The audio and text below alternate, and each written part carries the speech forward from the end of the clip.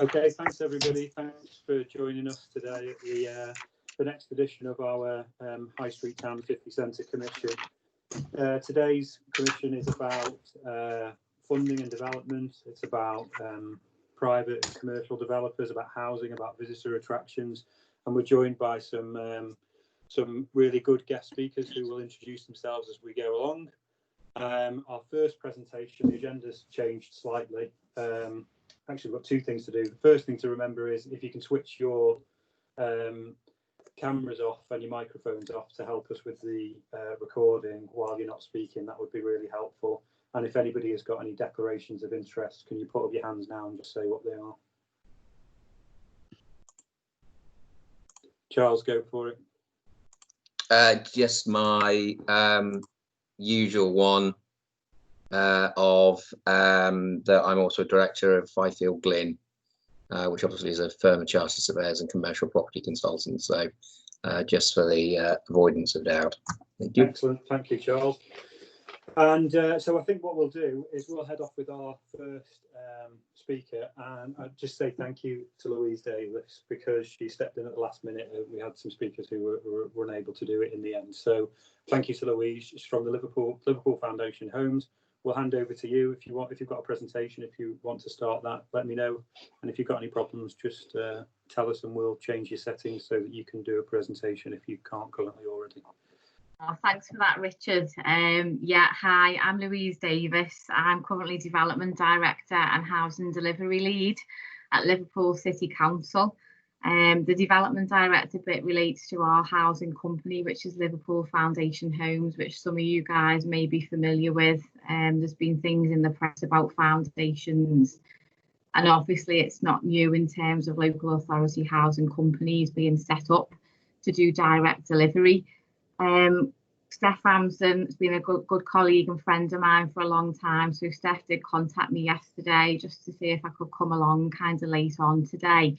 And really, I guess that the two key things that she asked me to speak about, I guess, was obviously COVID, economic recovery and the impact of that kind of around Liverpool. So I am going to touch upon the work that I've been involved in with the wider council, with Tony Reeves and also the combined authority in Liverpool. And then lastly, really the housing side of things, so how all of this is playing out in terms of housing delivery in Liverpool.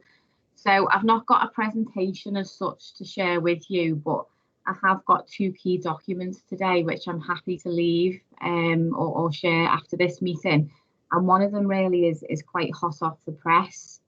And that's what I was going to start with, really. So if it's okay with everyone, if you're happy for me to continue, and then we can go through Q&A at the end, is that okay? That would be absolutely brilliant. Thank you, Louise. Okay. Right then, so I'm just about to share a document on the screen. If I can just bring it up, just bear with me. Can everybody see that? Oh, let me have a look. Not yet, but we might have to make you a presenter. It's actually a PDF, so it's looking like everything else that I've got open is ready to share, but not that document. Anyway, if I just start with kind of what that is. I've made you a presenter now, Louise, so it should work. Oh, right, okay, let me try again. Okay, yeah. So this is kind of hot off the press. This is Liverpool City Council's Economic Recovery and Renewal submission that went to Boris Johnson around 5 weeks ago now. So literally 2 weeks into COVID, we kind of locked ourselves in bedrooms back then and started to think about the impact of COVID. Obviously very different, conditions economically to you guys in Cheshire, but I think it's fair to say, the ramifications of what is currently now a recession and what's being felt across the sector. I think there's probably a lot of similarities in terms of particularly cities and towns and some of the issues that are being faced. So we worked with a company called Metro Dynamics, a guy called Mike Emmerich. People may or may not know Mike. And we've consistently done quite a lot of lobbying with government since we put this submission in. So there was a number of key strands to it. Obviously, the issues around city centre, the fact that effectively 48,000 people were furloughed from day one, in terms of people, removing themselves from the economy, and the fact that Liverpool actually serviced £70 million worth of economic recovery grants to local businesses. It was starting to try and unpick what all of that might look like. So there was a lot of work that went into this across the sector, obviously with our partners, the universities, big businesses, the football clubs. It was a real cross-sector piece, and it was written with the support of the Combined Authority and Steve Rotherham, who's obviously the mayor over at the CA. I specifically had to talk about the housing element within that, and I think there was a lot kind of being spoken pre-COVID around the issues associated with retrofit, sustainability, kind of rethinking the whole approach to housing. So for the purposes of this document, what we really majored on was a significant retrofit project for 4,000 properties in Liverpool. There are still a number of pre-1919 terraced properties in poor condition, and much as like our renewal programmes have addressed a lot of these, we've still got issues. And clearly, in terms of addressing our zero carbon agenda, we certainly feel that retrofit is going to be important for us as we move ahead towards 2030. So this was the document itself, and obviously, although it wasn't my specific area, what I did want to touch upon, from a city centre perspective, obviously the crisis around restaurants, pubs, the local economy, it's nothing particularly new, and I'm sure it's been thought of in your neck of the woods. But one of the projects within that is referred to as Liverpool Without Walls. So this has been a drive really in the last 6 weeks to get all of the local restaurants operating on the streets, which has involved a massive project with our highways team in terms of road closures, obviously making sure it's safe for people to come out and socialise on the streets as much as it can be. But that's been quite significant, and it's good to say that one of the main areas in Liverpool, the Castle Street area, that is now shut down to the traffic for most of the day, and that those restaurants are operating.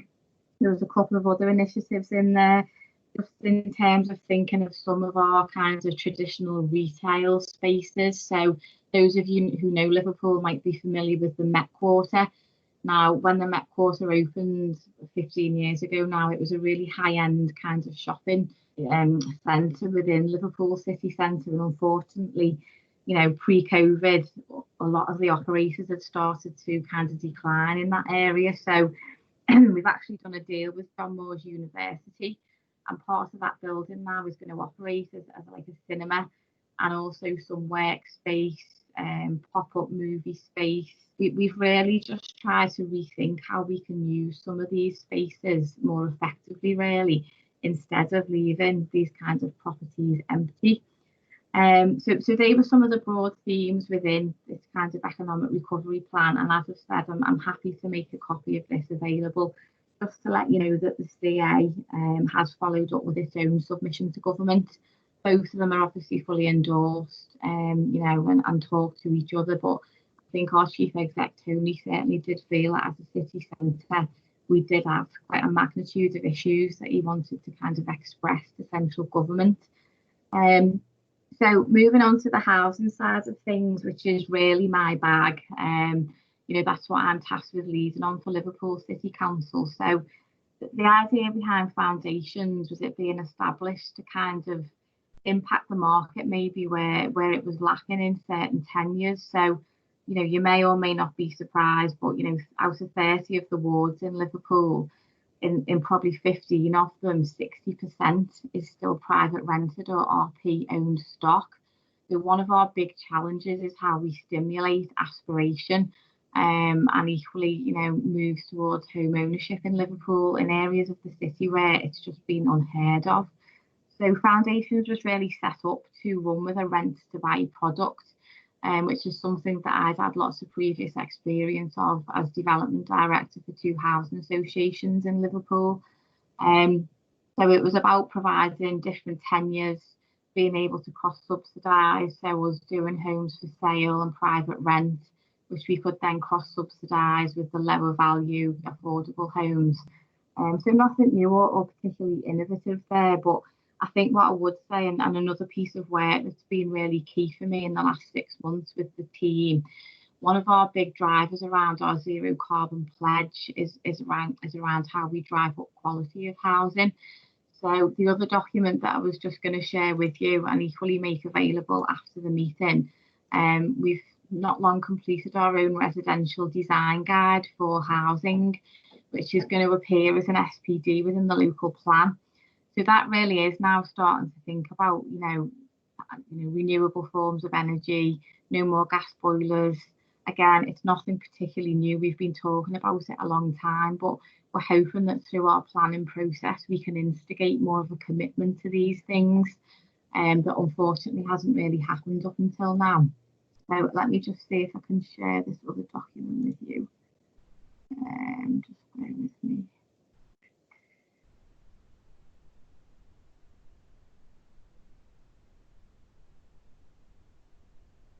No, I'm struggling with that one as well. Sorry, I probably will have to send that round after the meeting.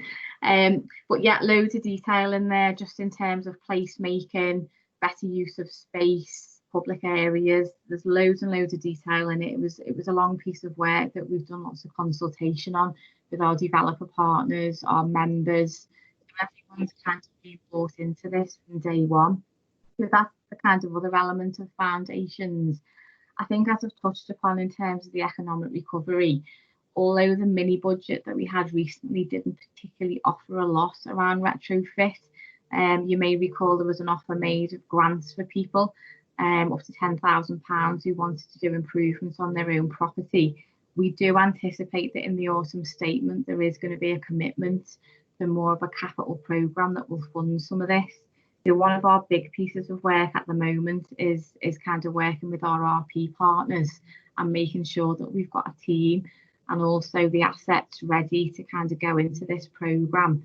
And we're also in conversations with Legal and General as an investor partner, because they're looking at projects like this across the country, whereas they can invest at scale and obviously be part of this whole retrofit agenda. So some of the other kinds of, I guess, more pertinent issues in Liverpool that I just wanted to touch upon. Again, it will be known probably through the press and what have you, but Liverpool has suffered in the last couple of years with fractional investment. So in our city centre, we've currently got around 4,000 beds unallocated that are sat as part of failed development schemes. So Stalled Sites is within the portfolio of myself and Mark Hitt, who is my boss over at Liverpool. And one of the things we're tasked with doing is seeing if we can unpick any of these. A lot of them are obviously high profile areas of the city. And really, I think, seeing how we can link these projects maybe to some of the emergence of our new sectors around the Knowledge Quarter and all of the work around the new Royal Hospital. We're looking if we can rethink some of these schemes and focus on more of a live-work type offer that's going to appeal more to kinds of junior doctors and those people wanting to stay, living and commuting near to where they work. So really the fractional investment, as I say, that is an issue for us, but there's still a real appetite there to do it, but to do it right. And we have got RPs now who are starting to put their toe in the water with some of the larger kind of high-rise schemes in the city centre. And again, the benefit of that is that we're seeing a better quality of products being delivered. So housing really in Liverpool, it's obviously quite diverse, because we've got our inner city stuff as well as the more traditional, in the suburbs of Liverpool, where, as I say, in many cases there's not been a great deal of investment in the last kind of 10 or 15 years. So that was just a whistle-stop tour, really, of kind of what we've been working on post-COVID, and also the housing element. I've got lots of experience from a housing point of view, development point of view, and really, happy to take any questions, or if there's anything you want to delve a bit deeper into around Liverpool's model, obviously happy to take any questions. Okay, thanks very much for that, Louise. I'll kick off the first question just about how RPs investing in retail properties for conversion into residential. And then if anybody else has got any questions, if you want to pop your hand up and we'll come to you on one. But that's my first question, please. Okay. I think at the moment the kind of focus on retail, Homes England have recently launched a very kind of quick turnaround bidding programme, and it's about homelessness basically, and how we can look at acquiring some of the existing empty properties or even hotels in the city centre, for example, that could be used as move-on accommodation. So in terms of what the RPs are looking at, that's the short-term answer at the moment. There's this very kind of short-term window of opportunity for funding from government to assist with that, although we are starting to be approached. As I mentioned earlier, some of these stalled sites that were intended to be hotels, you know, high-rise PRS, we are starting to get a couple of approaches now from RPs who think that they can provide something different. So that will be important, I think, as part of our economic recovery, that we consider those types of schemes. Sam Dixon, you've got your hand up. Thanks, Rich. Hi, Louise. I'm councillor. I represent the Chester City ward, and it's following on from what Richard said. We've seen a lot of bubbles. So we've seen right to buy, a buy-to-let bubble. We've seen a student accommodation bubble. Currently, we're in the middle of a hotel bubble. You know, every other unit in the high street wants to be the best boutique hotel in the borough. Yeah. How can you avoid it when you've got such a permissive planning system? I mean, we've got SPDs, but you know, they don't carry the weight that we need them to. And how can you encourage a diverse mix if you don't actually own the buildings? Yeah, it's very, very difficult. Obviously, I'm not a planner by background, but it's something that we grapple with so much in Liverpool. I mean, the other dimension to all of this is the party pads. So these have emerged again in the last kind of 10 years, whereby you've got, you know, these apartments that you can fit 20 people in, who they come over for a hen weekend, make a mess, and then they disappear again. I mean, we are looking through our local plan of trying to put more controls in place. However, I think at the moment, you know, you may have picked up, I think it was this week, there's been further planning announcements, and I think it's all about a relaxation of planning controls to try and stimulate the economy. So that's going to be a bit counterintuitive, I think, for the next 6 months. But yeah, I mean, it is a problem. I don't think there's any easy answer to it at the moment, because any investment is good investment. I think, unfortunately, though, with the fractional sales, it's getting to the point now where there almost needs to be a blacklist of applicants in terms of those who are putting these applications in. And we are trying to look very clearly at kind of overdevelopment and making sure that we've got SPDs that underpin that. So when people are constantly coming back all the time with proposals for these larger scale schemes, that, you know, we've got the justification to say, well, the demand isn't there, so, you know, our planning policies don't support it. So yeah, it's a really difficult challenge for many city centres.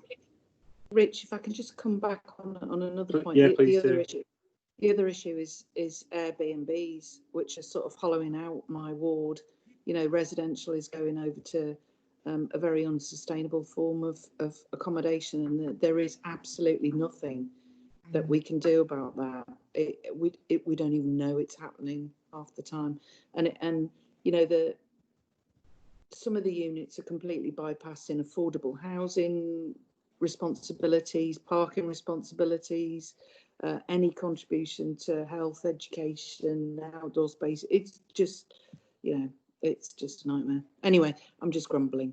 I share your pain. Charles, did you want to come in? I've got another question, but if you want to go first, that's fine.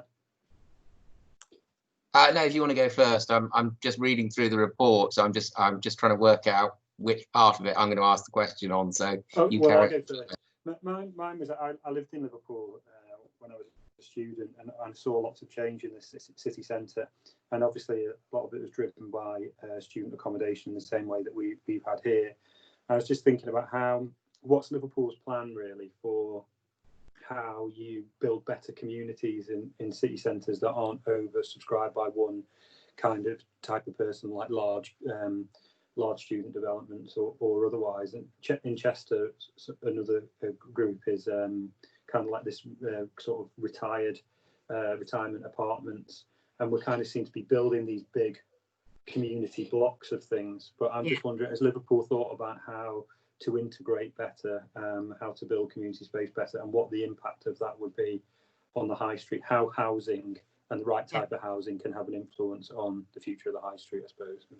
Anything you've thought about in that respect? Yeah, absolutely, Richard. I mean, I think the key thing for Liverpool has been to try and kind of secure some anchor tenants. So although obviously much of this work was underway pre-COVID, if you are to look through our economic recovery plan, you'll see some significant schemes, Paddington Village, The Hill.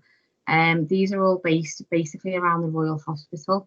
And there's lots of offshoots there in terms of the clinic of physicians who are taking space there. We've got BT. There are new businesses emerging, but it is a constant kind of, you know, Tony is on it all the time in terms of trying to make sure that the calibre of the offer is good enough that we're going to get the covenant of these retail people to kind of these big businesses to take space in the city. And also linked to that, I think that it quite critically in terms of the housing offer, what we're trying to say is, you know, making sure that we're providing schemes that have got that whole live work agenda factored into them. So they've got very good concierge, they're very well managed, you know, there's kind of access to office space on site, that it's kind of thinking through what people are going to require moving forward.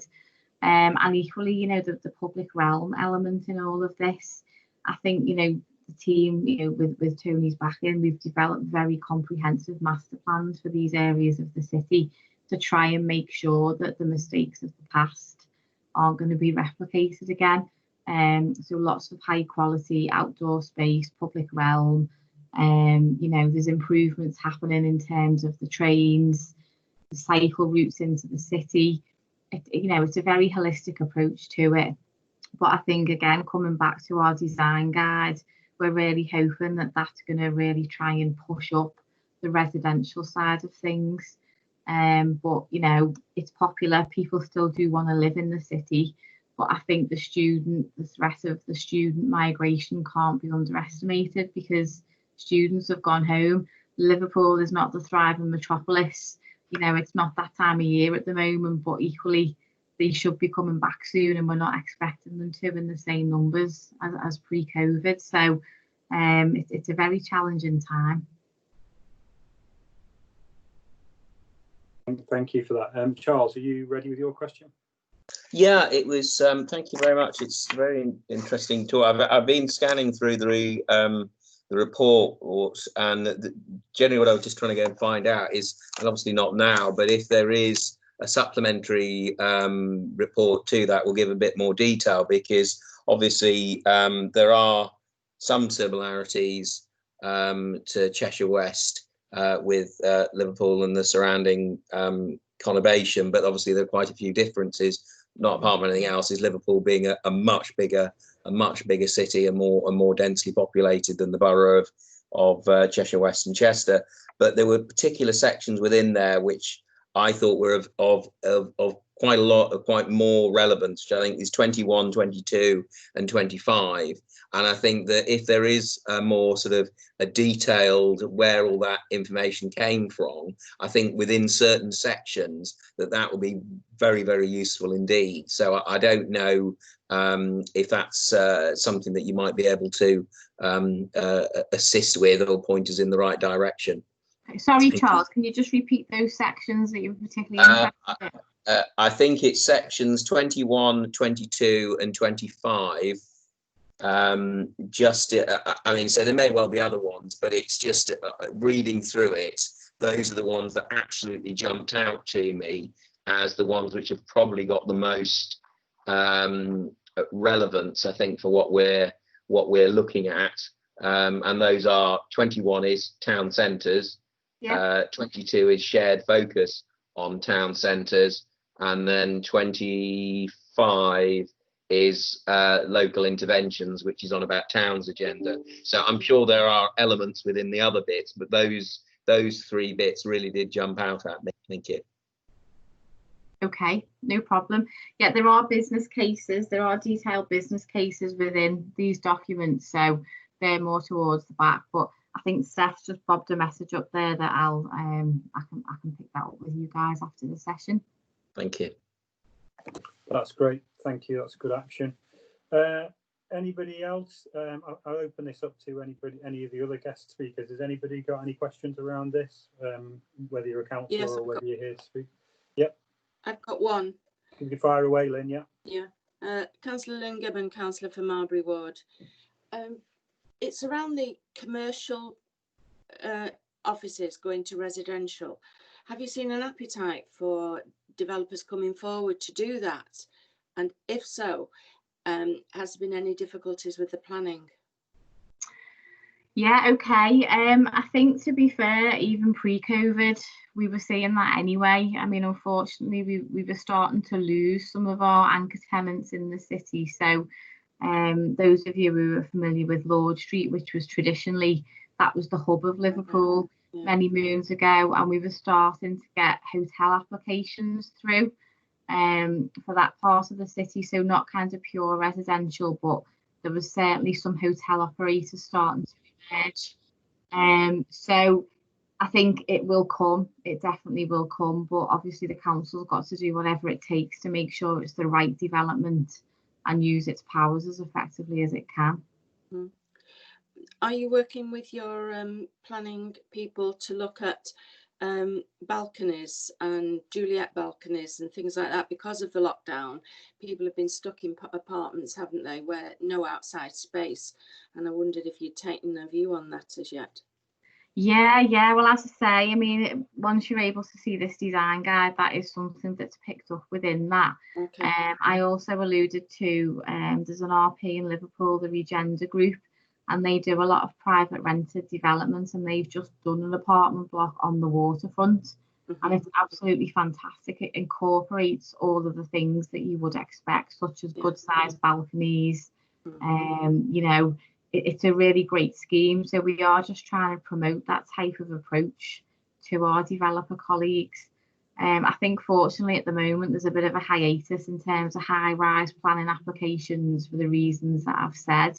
The city is producing its own tall buildings review, which will go in as an SPD. So, as I say, there's a lot of scrutiny happening around that part of the market, and all we can do is try and, you know, keep waving that quality flag. Yeah. Okay. Thank you very much.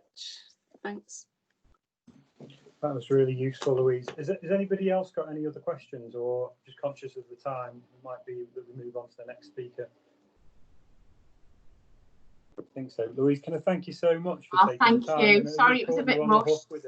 No, honestly, thank you so much. I know we caught you on the hook, and I suppose what the sections that Charles has pulled out of there and the comments that we've made from other speakers, we're just trying to grapple with how housing plays a role in our plans going forward for our town centres, and it's been really interesting to hear what Liverpool have done. I know, as I said, I was a student many years ago in Liverpool, and Liverpool's regeneration has been going on for even longer than when I lived there, and I think we're experiencing some of the same issues now as I think Liverpool was experiencing then. So it's good to hear how you've thought about dealing with those things. So thank you very much for your time. Okay, thank you. All right, you're welcome to stay. Yes. I can't remember if you've got another meeting to go to. I have, unfortunately, yeah. So no worries. All right, well, thank you for your time. Thank you. Bye. Okay, our next speaker is Kate Howe, who works for Public Sector PLC, which is an organisation which has a partnership with the council, our Build and Thrive partnership that those myself and Councillor Gibbon sit on. Kate, have you got a presentation that you'd like to do? Yeah, I do. I think I've made you a presenter. I think I managed to do it while the last speaker was speaking. So if you want to try and load your presentation and introduce yourself now, that would be fantastic. Yeah, that's working. Hey everybody, can you see that? Yeah, brilliant. Thanks very much. Brilliant. Thank you for the introduction. And also, I know Louise has gone now, but a really good presentation on residential sector, and interesting to see what's happening in Liverpool. And interestingly, some of the themes that I picked up on also mentioned there, which is always very reassuring when you're doing a presentation. So my name's Kate Howe. I'm a chartered surveyor. I've been in the property industry now for coming up to 15 years. And I specialise in kind of development and town and city centre kind of regeneration schemes. Previously worked for the likes of Scarborough Group and Muse Developments, which are names that you may know. So as Councillor Beecham there kind of stated, we have the Build and Thrive LLP with Cheshire West and Chester Council. That's one of 19 partnerships that we have across the country. That gives us a really good perspective on what's happening in different town city centres across different regions and the different pressures that different local authorities come under. And so just a really quick overview, there's quite a lot when it comes to development, regeneration and property finance that we could pick up on. So I'm going to keep to kind of some broad themes and keep away from shiny CGIs and case studies, so that we can maybe delve into some of the important parts. So just going to give an overview of who I think owns our town centres and our high streets, some of the key elements of achieving town centre regeneration, the importance of town centre living in those forward and future plans, a little bit of overview on property development and funding options, and then a little bit about how Build and Thrive and PSP might be able to help you achieve that, just given that we've already got an LLP in place. So this is not based on any quantitative data. This is kind of my personal view of the market. And this is just looking at who currently owns town centres and who currently owns high streets. And this is obviously there'll be big variation in what a high street looks like, what a town centre looks like, and what that ownership looks like. But generally, owner occupiers make up a small percentage of that.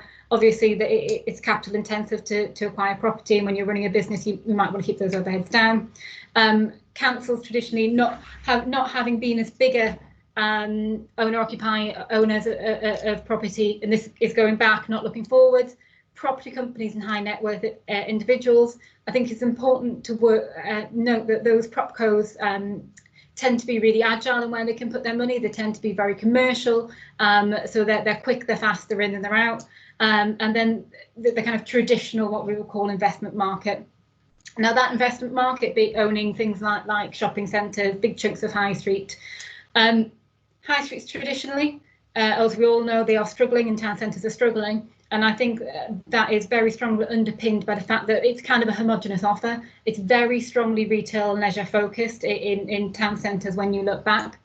And if we just look at what the market's been doing, and this is pre-COVID, a couple of stats here from some Savills reports.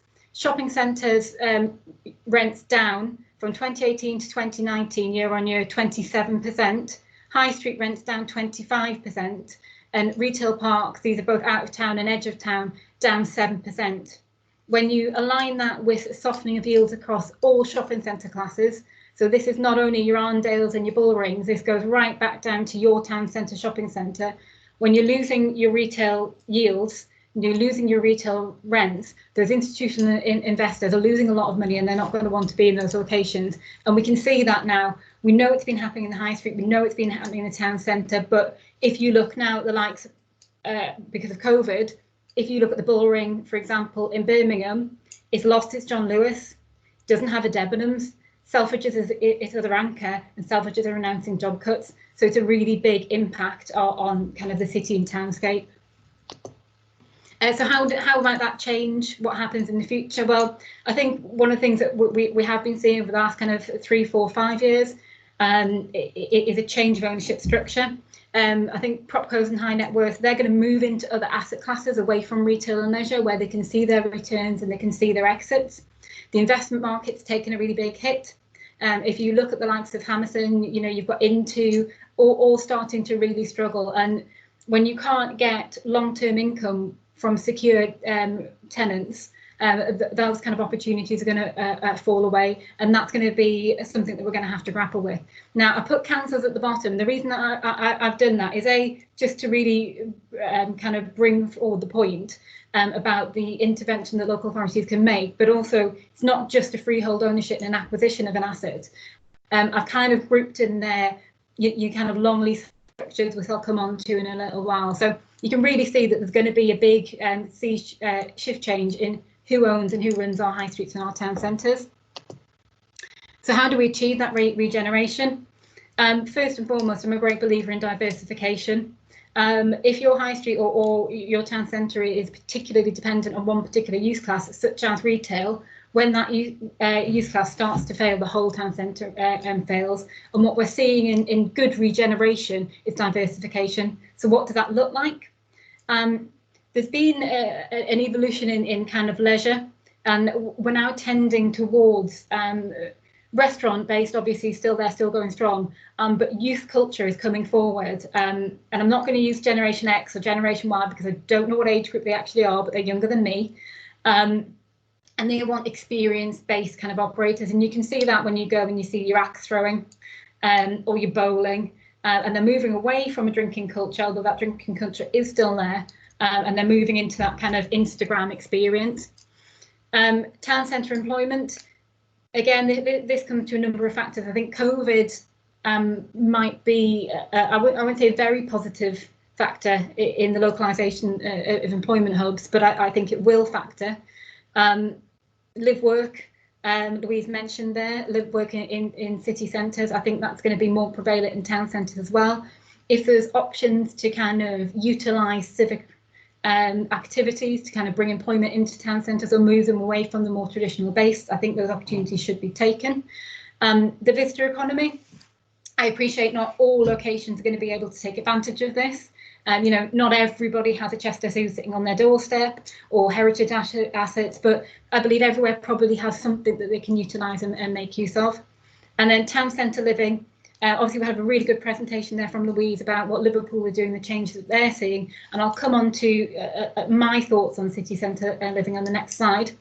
And I'm really pleased that Louise mentioned this because I've got this in my presentation twice. Placemaking. If you want a really effective regeneration of a wide area, you have to think about how the different elements interconnect, how that town centre is going to be used and experienced and enjoyed. Green spaces going to be front and centre post-COVID. Things like ageing populations. Are people thinking about their streetscapes and how they're made to be friendly, enjoyable environments? And that's something really where local authorities can have a really big impact on.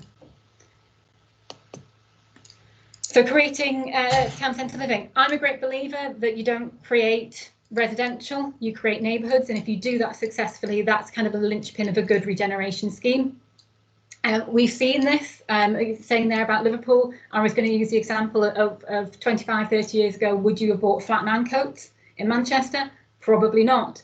But the resurgence of that city centre living, that aspirational living, that waterfront living, not having to have a car in the city centre, being close to where you work, that's really come on leaps and bounds in the last couple of decades, and that's starting to trickle through to our town centres. It's not quite there yet on a viability basis, but there's certainly aspiration from various local authorities to see that come forward.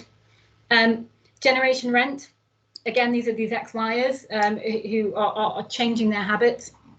I think we all want to promote owner-occupied occupiers, no matter what location that we're in. But I think we do also need to be mindful that there is a generation that's come out of university who've lived a certain lifestyle, gone straight into a PRS scheme, got their concierge, their dog walker, their cleaner, their communal living, and they actually don't want to buy a house. It's not that they can't, a lot of them can't, but a lot of them actually may not want to. They may want to spend their money on other things. So we've always got to be mindful that there are different markets out there with different requirements.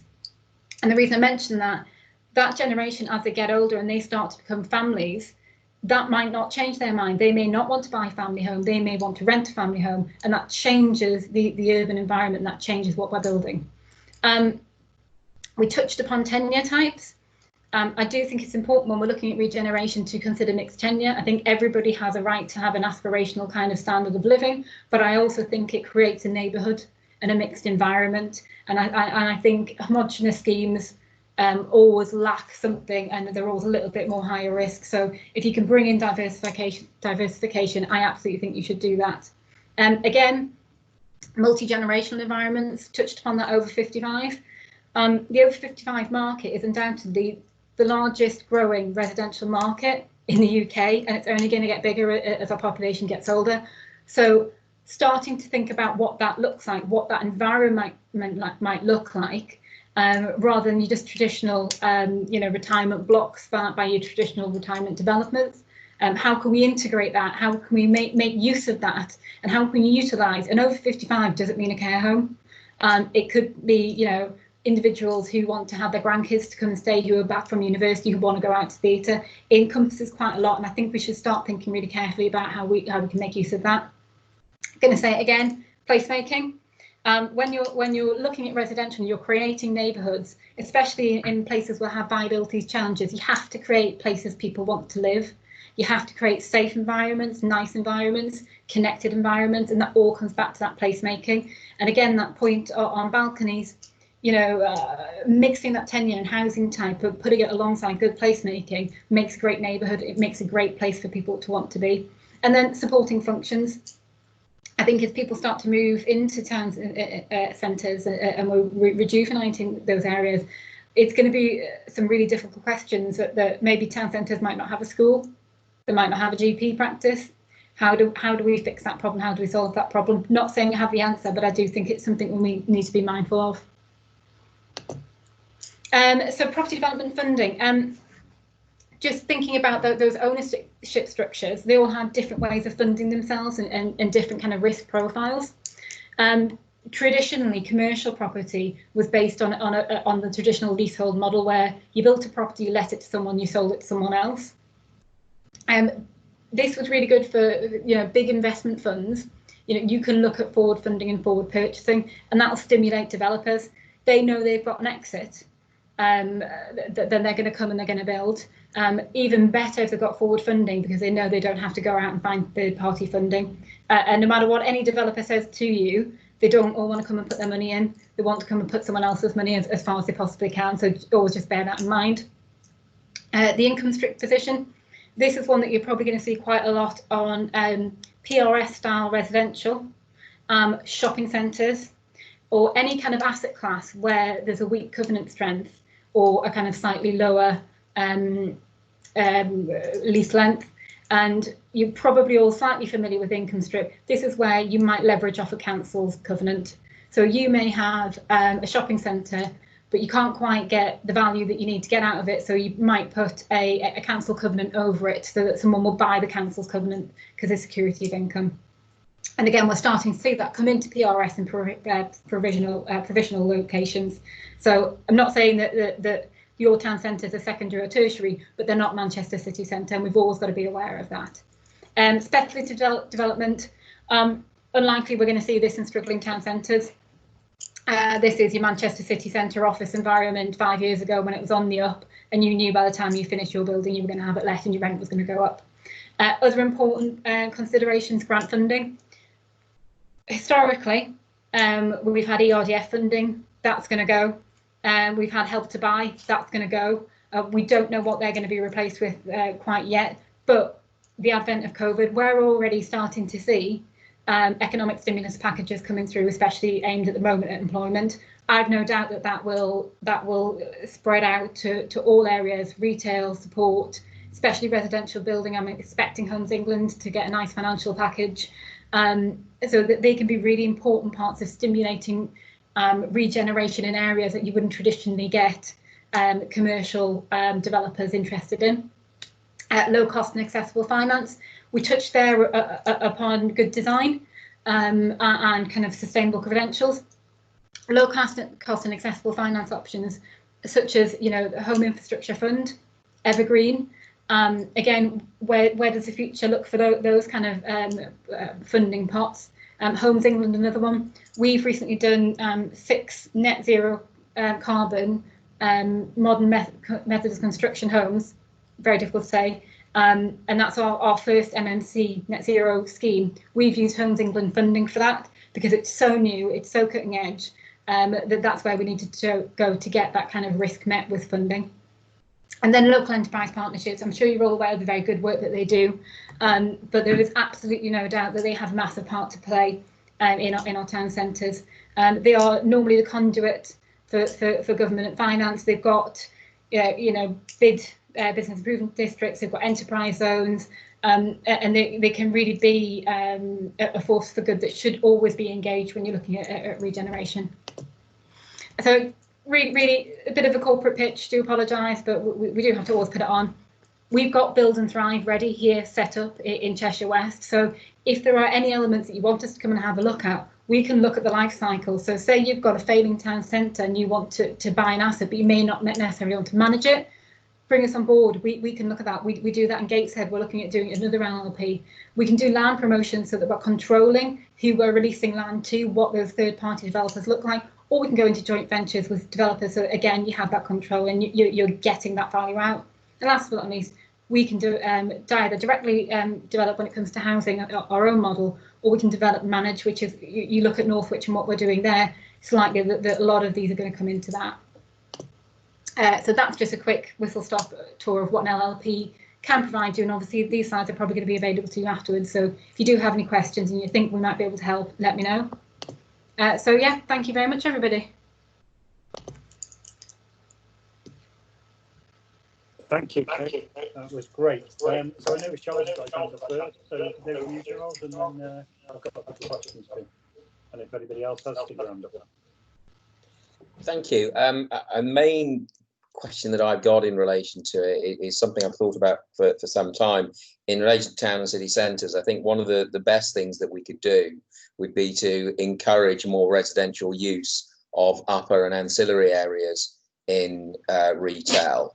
And are there any bits of advice that you can give in relation to that? I mean, I noticed you mentioned the income strip for what a council can do, and your last slide mentioned housing associations, but is there any scope, for example, where you've got 2 or 3 floors above retail to effectively do a long lease to a housing association to let them have the upstairs to convert to residential? Yeah, absolutely. There's definite scope to utilise those areas, and High Street and Gateshead, which is one of my other LLPs, there is actually a housing authority who have taken space. I think when it comes to those kind of spaces, maybe potential interventions that could be doing are things like they might have poor access because you've got to come around the back of the shop units, or there's ways you can look at that. They might have poor layouts. Because they've not had a lot of money put into them, so that comes back to that planning and design guide and making them places people want to be. If you imagine you've got a high street, it's been a bit tatty, a bit underloved, it's got some vacant units. If you want people to come and be residents and be part of that, what about pedestrianising that street and make it a nice place to be? So certainly I think there are ways and means of making it more attractive to the actual people who want to live there, but you're absolutely right. I don't see any reason why we can't have dialogue and discussion with housing associations. And I've actually done it privately. A company I work for used to buy tertiary shopping centres and a propco, aggressively asset managing, that's what they did. So a lot of the times they were looking at refurbing residential above shopping centres. So it can be done. I think it's about making them places that people want to live, because if people want to live there, there's value.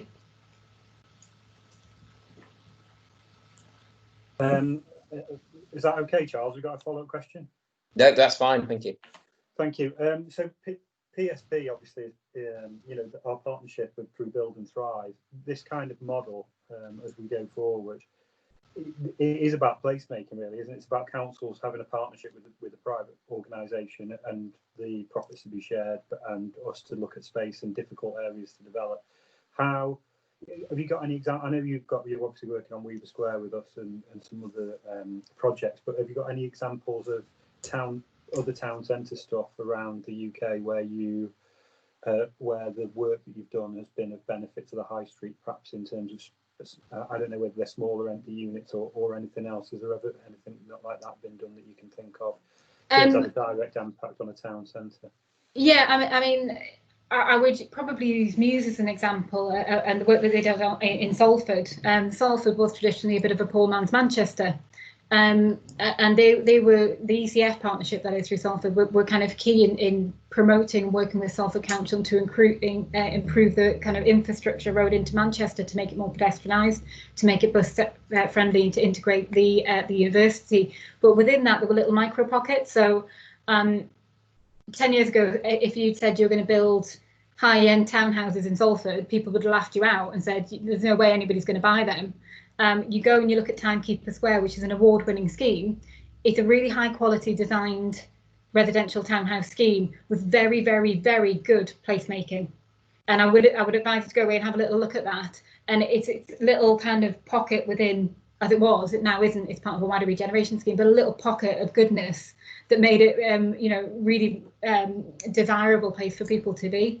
And whenever Timekeeper Square. Timekeeper Square in Salford, yeah.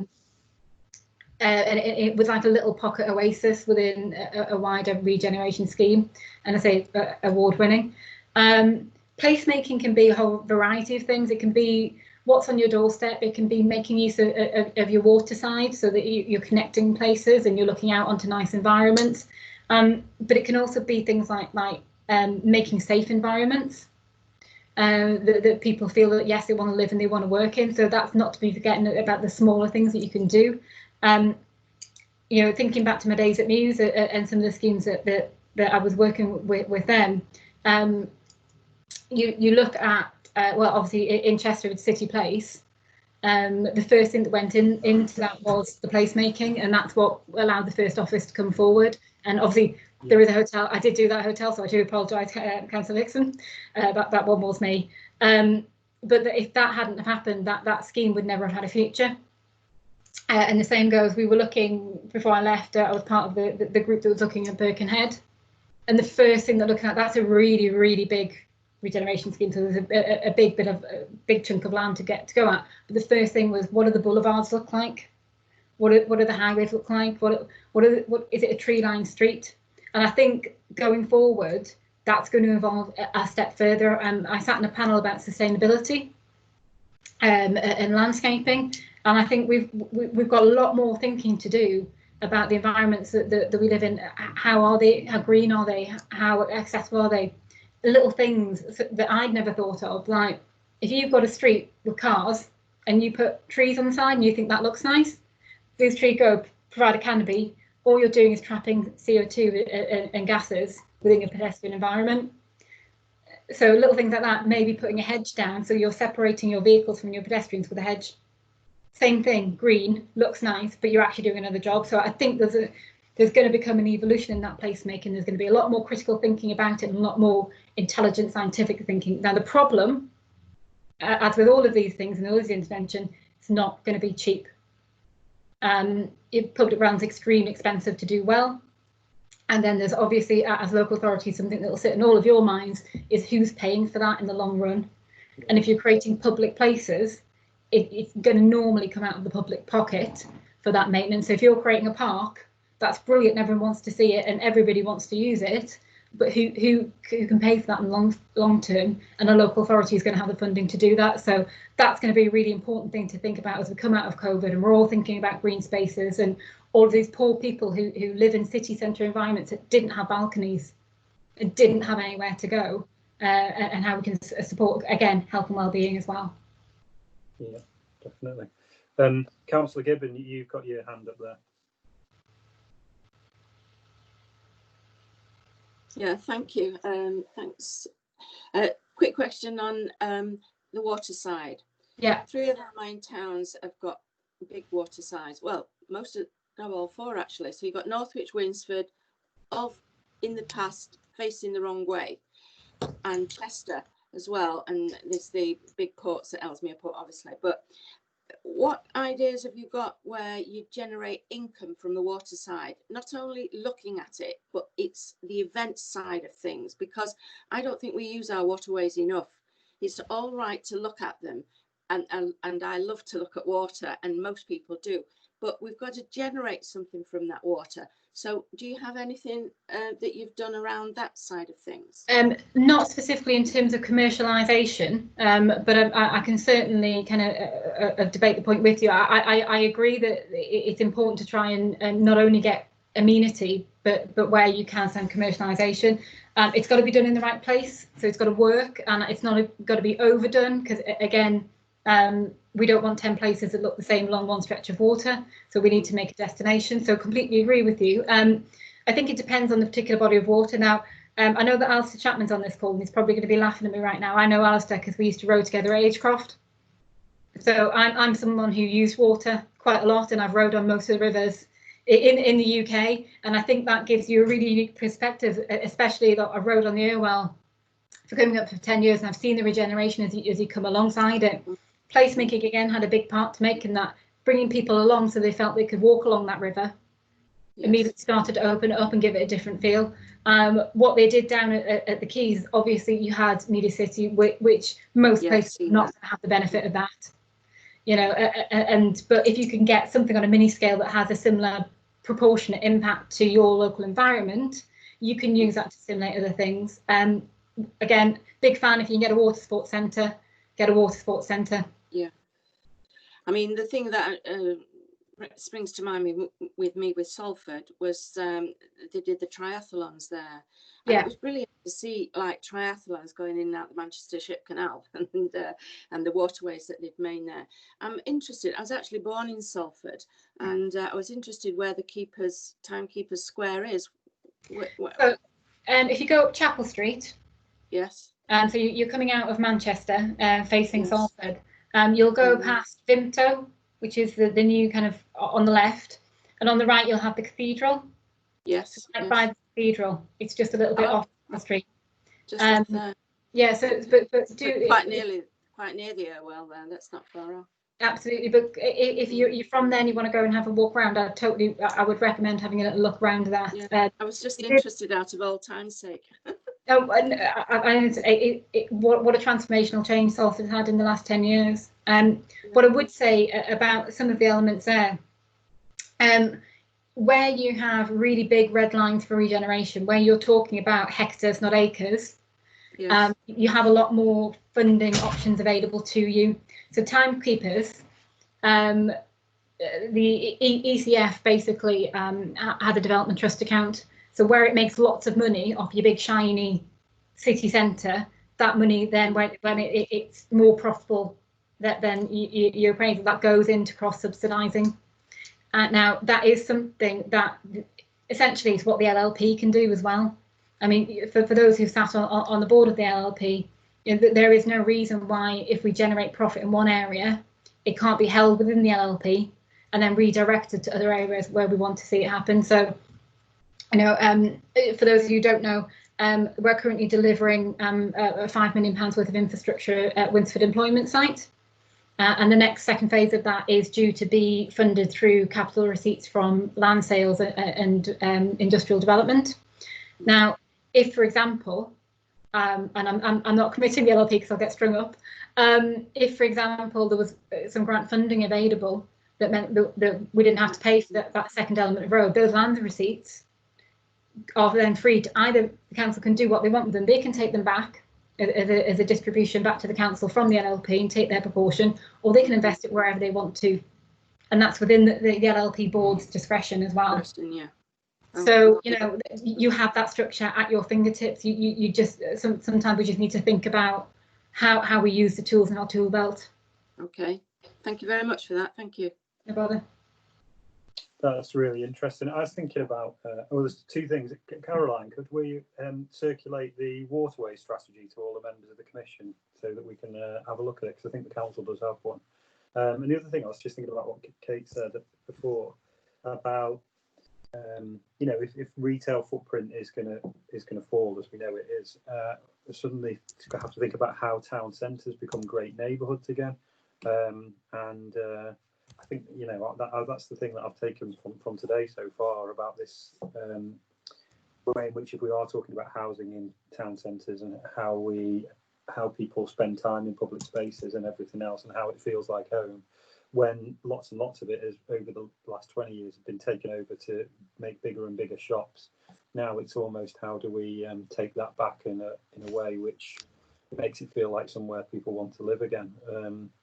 You know, I know Sam, the other councillor for Chester City, Chester City, and obviously you have a lot of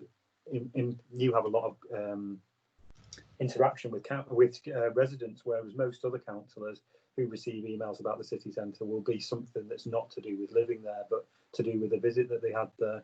and it's kind of a different kind of perspective, I suppose. But it was really interesting. That. Thanks, Kate. Is there any other questions, or should we move on to the next speaker? Lynn, do you want to pop your hand down if you haven't got a question? Kate, thank you very much. You're welcome. You're Thanks welcome very to much. stay. You're welcome to stay and contribute to the debate as we carry on. So our next speaker.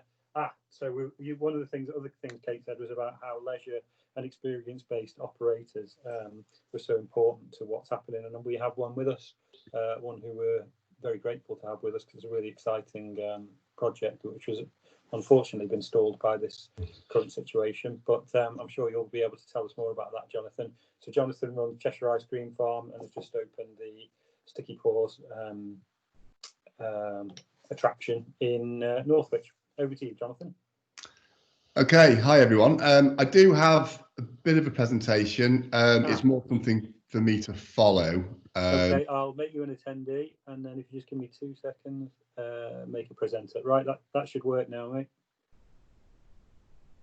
Okay, can you see that? Yep, that's perfect. Thank you very much. Yeah. Okay. As I said, it's quite basic, this, but I think why I was asked to present today was really just as an example of how a rural-based operation can diversify into something, then evolve into an operation in a retail environment. I guess I've said here I'm wearing 3 hats. What actually happened at Barons Quay in Northwich, which is primarily probably what we're going to be talking about, it was quite unique how we approached that in the end. I was actually the contractor, the tenant, and the client. And through that, with working with the council, because of the transparency of the way that works, that the contractor was me as well as the client, it was a very transparent way of dealing with the funding, of how the contribution could be monitored and how the fit out could occur. So first and foremost, I'm just going to, if I can move this on, I'll give you a brief history for those of you who aren't aware of the ice cream farm. I'll try and whiz through this. I do tend to go off on a tangent sometimes, so but I'll try and whiz through basically the sort of recent history. But essentially, we've been manufacturing ice cream for 35 years in Cheshire, diversified from a dairy farm in the early days, and I'll probably jump forward, but needless to say, focus in the early days was very much on manufacturing. There was a huge opportunity there. It was a very unique product in the early days. There's a lot more competition now with real dairy ice cream, but in the early days, it was selling itself, and we went for the big is beautiful direction. Started dealing with multiples. And long story short, we got our fingers burnt one too many times, and that gave us the change in direction that we needed, really, to focus on what we were doing in Tatton Hall at the rural visitor attraction. Very basic in the early days. It was literally a farmyard with an ice cream parlour and a coffee shop. But when we moving towards probably 2008, we probably accidentally on purpose focused on a certain demographic, that was families and young children, and by doing that and starting to offer an element of family entertainment alongside selling the product, we began to generate quite a significant footfall. So year on year we were at capacity during peak season. Became a bit of a headache to the planning department, I think, and moving towards 2015, we sat down with the planners off the back of a retrospective planning application that was a bit of a challenge, to look at how we could improve the visitor attraction, which made me sort of delve into branding and mission statements and the wonderful world of marketing, and basically we started to think about what we were and where we were in the marketplace. We'll start off with the basics of what we were. We were a farm that sold ice cream, and with an element of family entertainment. And we did quite a lot of research on what we could turn ourselves into. We had a footfall of around about 250,000 a year, which quickly grew from 2008 to 2013 to touching on 500,000. And basically, I came to the conclusion that don't fix it if it ain't broke. And we just built on the reputation that we had, and looked at how we could improve what we did, but keep true to what we've always done and what people enjoyed, I think. So we started looking into the design of the site, and what initially was a 1 million investment turned into ultimately 5 million investment, into something that we like to think now is quite unique. It focused around high footfall. It was a free to enter attraction, and we built around the brand. We built a brand. We were known locally as the Ice Cream Farm. We rebranded as that. The product was Cheshire Farm ice cream, and there was always a bit of confusion between the product Cheshire Farm ice cream and the visitor attraction. So we split that off, and we rebranded as the Ice Cream Farm, which was a much more generic brand, which we hoped wouldn't be as restrictive if we were to roll that out and look at other sites that weren't in Cheshire. But specifically, really where ultimately we're getting towards Sticky Paws and Barron's Quay is where I started getting involved in creative design of how we could, I guess, deliver something, budget allowing, as good as we possibly could. And it really was a case of build it, they will come. And I really did push the boundaries in terms of the funding. It was all self-funded through bank loans. We stretched ourselves probably too much, if I'm really honest. And then it created a bit of an animal in the first year. The first 6 weeks that we opened in 2015, we actually welcomed 250,000 people, which was actually more than Chester Zoo did in that same summer. And our site's, I think, about a 20th of the size. So it was pretty horrendous, but it was a good problem to have. So very quickly, I started looking towards how we could deal with these numbers without doing the knee-jerk reaction of just charging an entrance fee. Incidentally, what we've had to do now, but we'll touch on that maybe. So it was a successful formula, and I started looking into new sites quite locally to try and basically spread the numbers out, really, and try and have something that would complement what we did. And this sort of brings me towards how Sticky Paws came about, really. When we started looking into the numbers of of what was required if we were to launch another ice cream farm site, was that it didn't work from a standing start without a very, very successful food and beverage model, of which we don't really have here at the farm. We have actually gained control of all the food and beverage now, and hopefully that will improve in time. But it was clear that was what a new venture, if we were to go to another site, needed. A food and beverage model that had an identity that fitted with our branding. And the more I looked into it, the more it seemed that there was a huge gap in the market for a family-based restaurant that potentially incorporated play. It was touched on earlier. I think that obviously, much of what we're talking about today is how leisure might fit into the high street, into retail environments. And to date, all I've seen are things that really touch on the youth culture, teenagers drinking, the social aspect.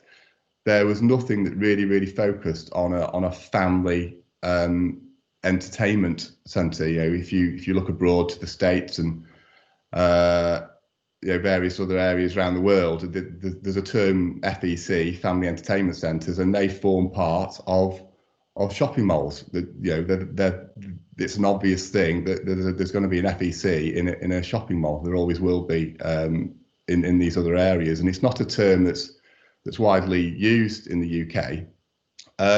So we started looking at that and of how what could something look like in that environment. And whilst initially this all came about because we were looking at other sites for the ice cream farm, what became more and more obvious is that there was a huge opportunity within retail and design something relatively unique that could fit into a retail environment and help drive footfall into them areas. Again, we ventured into the branding side of things, and because of the experience I had and the power of branding that we've experienced in the ice cream farm, we felt that because of the opportunity, we really needed to go about this in a very calculated way. So this is where it came about with Eating with Kids Made Easy. I've got young children. Anybody that's got young children or had young children, they know what a nightmare it is to take them out for a meal, and it would be nice to find somewhere that you could do that and actually not be embarrassed that they're doing whatever they might be doing or running out of the door. Or what we wanted to do was create a secure environment with entertainment for the children that wasn't a soft play barn, because generally that's all there is on offer indoors, and they're not particularly nice places to be. And ours at the ice cream farm here, I would include that with that, because they're confined, they're close, sight lines for the parents aren't good. So there was all these elements that we wanted to take into consideration when designing Sticky Paws to make it as appealing for the adults as it is for the children, and make it somewhere with a quality of food that would be appealing for the adults as well. So that's really where it came from, and we developed a concept, a menu, an offer and an experience that encompassed all that, really. And we feel it's worked really, really well. Very, very frustratingly, we were open 2 weeks and didn't really get a chance to really try this out. But the feedback was absolutely fantastic for them 2 weeks. There was clearly work to do. It won't be a straightforward exercise, but we've been given the opportunity, and I must stress that the forward thinking of Quack with this and recognizing and almost trusting our views on this was really refreshing, and the people that we worked with on it got it and understood what we were trying to do, and it's provided us the opportunity to develop this working model, which the basics are there, all the hard work's been done. It does just need a bit of tweaking to ensure that it makes the money. There is obviously, this is one of the other reasons we looked at it, was that we're very seasonal at the ice cream farm, and it was an obvious thing to do, was to look at an indoor offer that could help with our cash flow over the year. So there is this sort of indoors versus outdoors issue that I think we will experience at Barons Quay, because unlike the ice cream farm, the issues we'll have at Barons Quay will be that through the summer it will be challenging to keep going. So I think there's certainly a very strong argument to look at outdoor spaces in line with indoor spaces that could be run by the same operator and complement each other in a way. This is me. I'm talking to a lot of people who are far more qualified than me in what will happen in the high street. But I guess as a businessman and somebody who has looked into this from that side of things over the past few years, I guess this is just a personal view of what I think might happen. It's quite reassuring that this has been touched on a little bit, so I'm not talking nonsense, hopefully. But generally, when you read this in the press, retail, I would suggest is going to turn more into a click and collect type showroom area for what retail there will be. Alongside that, leisure is obviously recognised now that there is an opportunity there for leisure operators to occupy retail space to drive footfall, to try and get people into the areas to help what level of retail there might be there. As I've touched on, I think there was a huge gap in the market for what we're doing and the demographic that we're targeting. I don't think there's many other places doing something like what we're doing. There are places, I think axe throwing was mentioned earlier, adventure golf, different activities for more the youth culture, and then of course the social aspect of that with drinkers and restaurants and everything else that goes with it. And then of course residential, which I'm certainly not qualified to really comment on, but it sounds like the direction that is being talked about and will be taken is something that makes sense to me. The three should complement each other, but I think the challenge is obviously how that's done, and something that I've taken from both presentations is obviously that the quality that anything needs to be, it needs to be the right quality and design to ensure that it gets the right people in the right places, and the plans that will be drawn up of having the right sectors that fit. So I've just done a few bullet points here of what I might think that the right retailers might be depending on the area. Obviously the larger retailers and the larger stores, we're seeing them drop like flies. So I would say this, but obviously the independents, working with them, working with the local authority. I've had a fantastic experience working with a local authority on sticky paws. It creates a local identity, I think, and I think that could be seen in retailers as well. Technology is available, it's cost effective now, so there's no reason why the smaller independents couldn't look at this and maybe work slightly differently, but it's very difficult to choose the right ones. I have no doubt, but I think to make a town centre have more of a local identity, I think would be fantastic. In terms of leisure, again, we've touched on it, but there's three aspects to that. There's the activity, youth culture side of things, the family, which again, I think there's a huge gap in the market for, which we've identified. And then of course the social aspect of bars and restaurants, and how that's planned and laid out, I think is an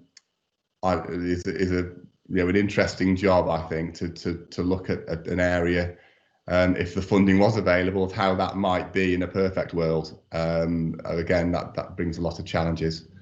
The commercials of how this might work, obviously it was touched on again earlier, that how is this going to be paid for, and to work with operators and come up with a commercial agreement that provides that return on investment, I think to me is really quite obvious. I think we're looking at the outside area in Barons Quay, and it's only conversations at the moment. But if these areas can work in conjunction with a unit or an operator, and work out how a return can be made from these places, mainly through food and beverage, then it gives a model that I think would give comfort to throw some money into these places to make sure they are the right standard. And I really do feel strongly that they've got to be that standard. They've got to be of a quality that has appeal. If I've learned nothing from doing what I've done at the ice cream farm, it is build it, they will come. And if you invest properly and invest into facilities that are of a quality standard, then people will come. But the danger is if you half do it, they might not. We've just experienced something at Barons Quay where we're trying to do something to keep going, and for the last couple of weeks we've been doing a sticky paws goes outside, where it was a takeaway offer, but we did a bit of a free activity trail to try and encourage people to come down, and it was a little bit Heath Robinson, but done to a standard that we were happy with, and it was free at the end of the day. and we're really struggling to get people down there. So it needs to be substantial. It needs to be something that people talk about and want to come and see.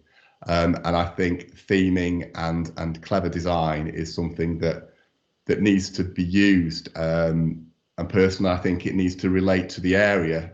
Some designs that we've got for outside Sticky Paws are very much in line with Northwich's heritage in salt mining, and theme it around something that means something to the community. And just finally, obviously residential, I'm certainly not qualified to really comment too much on this, but going back to the quality and the appeal, I'm just repeating what some other people have said, thankfully. But I do think it needs to be of a quality and appeal. Live workspace, I think it's probably quite complicated of how this could be achieved, but to work with operators within the space that they're using to try and get your workforce that are there and within that area would be fantastic. And all these things combined, would produce a thriving community. It looks easy on paper or on a computer screen, but I think that's the way it's heading, and it'd be fantastic if it carries on going that way. So that's about it from me. I'll welcome any questions if anybody has any. Thanks, Jonathan. I've got a couple. Do you want to switch your presentation off? Or... Yeah, sorry, I'm just trying to go back.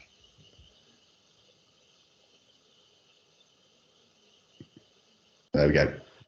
Does that work? So I'll kick off if that's okay. Did you approach the council, or did we approach you? Did we contact you? Did you spot Barron's Key and think that was interesting?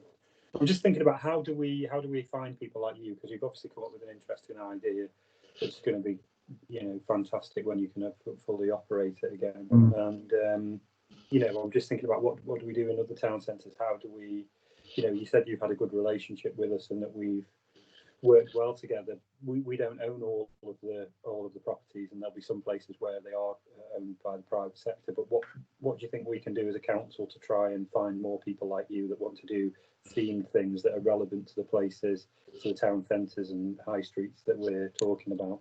Yeah, find you?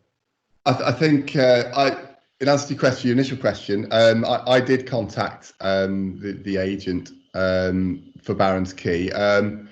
I was aware of Barron's Key. I was sat on a board, the Rural Growth Board, for a while, and it came up in conversation there.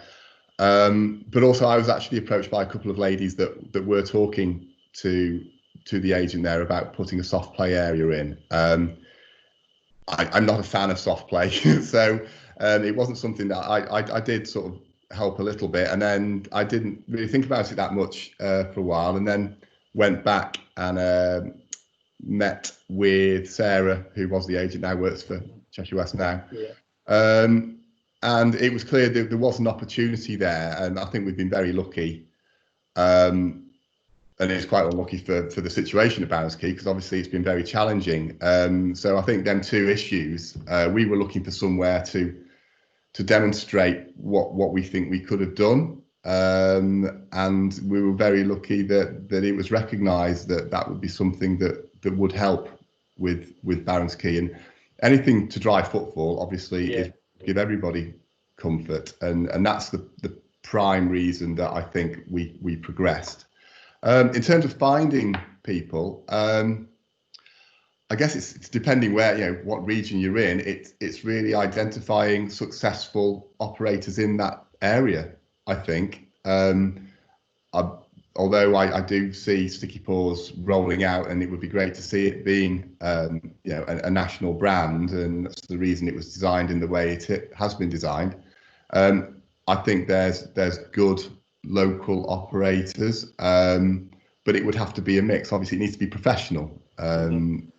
You just can't get any old Joe Blogs into a well-developed area that you want that standard. It's all about getting that quality, I think, and I think you need to be picky. Yeah. Do you think that we should be thinking about our space that we might own or that other people own, getting in touch with them remarketing them as attraction spaces as opposed to just retail spaces? Should we be changing how we think about the space that we've got now and who we approach about it, rather than kind of just listing them on a property website and hoping that somebody comes along and says, you know, I'm hoping to open a shop? Should we be completely and utterly rethinking about how we market space in our towns? I do think we should do that.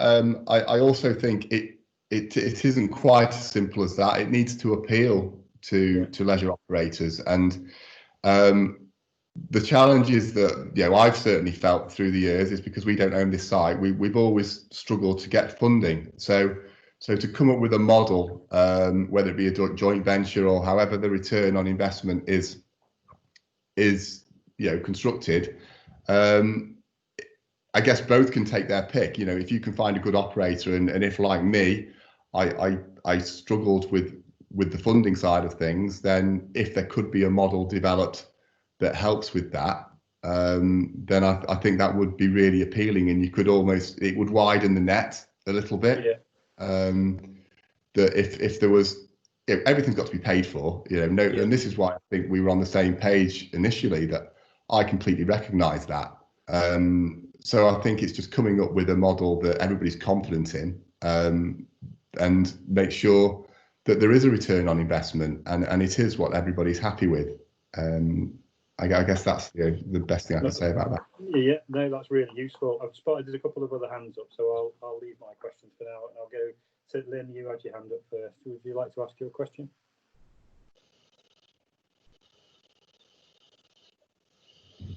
Thank you. Yes, that was very interesting how you got to the point that you are now. And I actually went in the first week that you opened, and it was great. I really enjoyed going around and seeing things. And you had quite a number of clientele in when I went in. And it was a shame that COVID has now hit. I'm pleased that the council saw the innovation side of things and worked with you on that. And, it's become a success, shall we say, and a role model for other people that might want to take that dive into entrepreneurship. I'm interested to know is, how did you find it when you were setting it up after the entrepreneurial side? Were we quick enough with you with the planning side and the getting the legal side, the planning and legal sides? Were we quick enough for you, or were we a bit slow on that side? On the planning side, you were, but I think it was quite straightforward. There wasn't anything too contentious there. Obviously, there's empty units that were designated for retail, so it was a very simple change of use to a leisure operation, which wasn't an issue at all, really. So that was really straightforward. I might add, on the planning side, that isn't the same with a rural-based attraction, and if we could, I can understand actually that you're talking about relaxation of planning laws and how that could complicate the regeneration of town centres, and I didn't actually appreciate that. When I hear about relaxing of planning laws, I jump for joy. But I completely appreciate what was said earlier about that. But in terms of our experience with other things, I do think there is far too much red tape with planning for something that is good for the business and good for employment and good for the local economy. But in terms of the legal side, I think that did drag on a little, if I'm honest. We got there eventually, but there was, if I'm honest, there was fault on both sides there. I think my solicitor was a bit of a pain. So it wasn't something that I would flag up as a real concern and of a problem.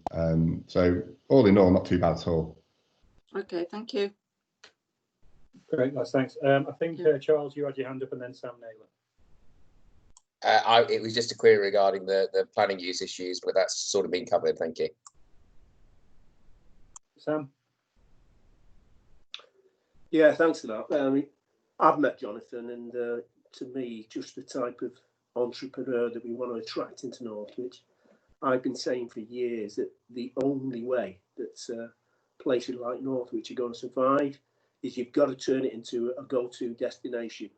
And we're so fortunate in Northwich. What we've got in and around the town in terms of the attractions, the river, the open space. We've got Carey Park on our doorstep. The opportunities to me are endless, but we need people like Jonathan with his enthusiasm and his kind of background. And it's doable, but we as an authority, I don't know how we do it, but we've got to kind of be bold. We've been, messing about with that river for generations. And retail is not going to save us anymore. It's not. It's a go-to destination, and Bannon's Quay is a totally different kettle of fish now from when it came on stream.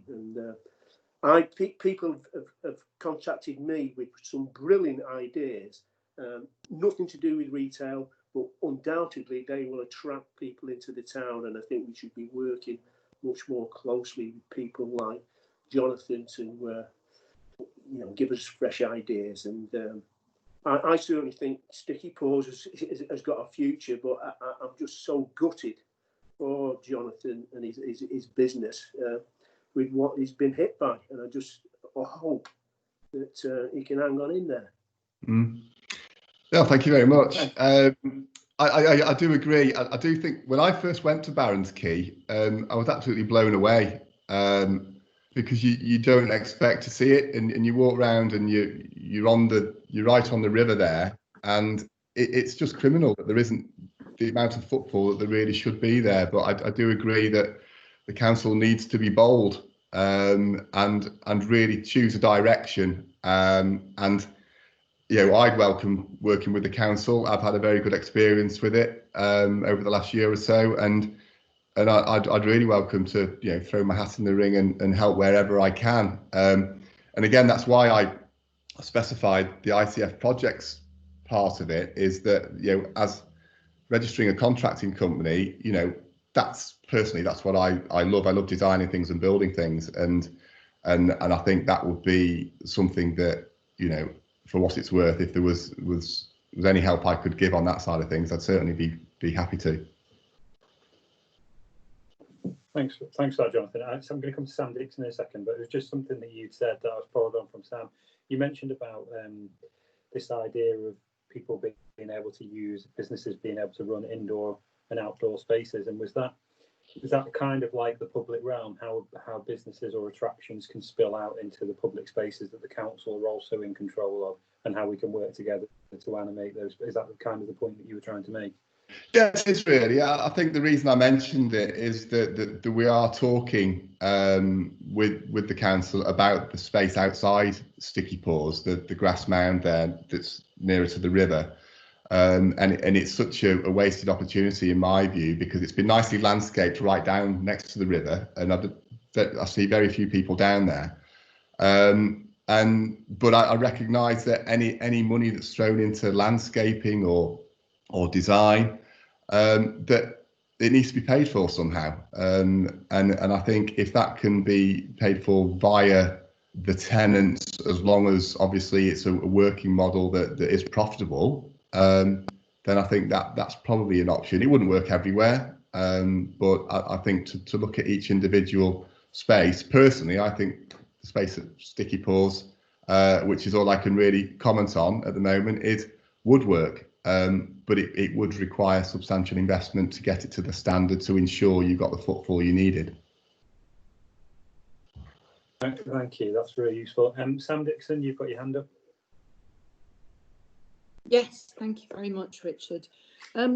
Jonathan, I used to live in a 1930s semi in a place called Oakfield Drive in Upton, which was built to accommodate workers for the zoo. And we've been talking a lot about how about placemaking and about building neighbourhoods. And obviously the ice cream farm is in sort of open green countryside, but in terms of it being a place that brought 250,000 people into that area, which I think was quite a challenge for the local residents who were there. But in terms of sort of building a new neighbourhood or a new community, I just wondered if you've been involved in sort of the neighbourhood plan or anything like that, or if there's any discussions around the sense of the ice cream farm sort of anchoring a place. Yes, I was actually on the parish council when the neighbourhood plan was developed in Tatton Hall. So I was quite familiar with that, and the 3 years I think I was on, I learned quite a lot about planning. Yeah, we did. It wasn't a very nice time when we had the traffic that we were generating around the lanes there, but thankfully it has died down now, and it is around about what we were forecasting, which is still, you know, significant. We're one of the busiest tourist attractions in the northwest. But in terms of recruitment and staffing, because we're such a, in terms of the ice cream farm specifically, we're such a seasonal business, we do employ an awful lot of casual labour, students primarily. So in terms of an anchoring and a place, I think for a seasonal business, I'm not sure that's a direction that you could really focus on too much because of the seasonality of the business. You know, we do employ, well, we did, should I say, around about 250 people were on our payroll. As you can imagine, a lot of the casuals have gone just recently, and we're down to our bare minimum of staffing.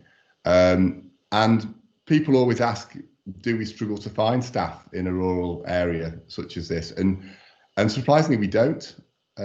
We do struggle sometimes of year when exams are on or things like that, but because it's quite sociable hours for a student, the only other place they could probably work is a restaurant or a pub.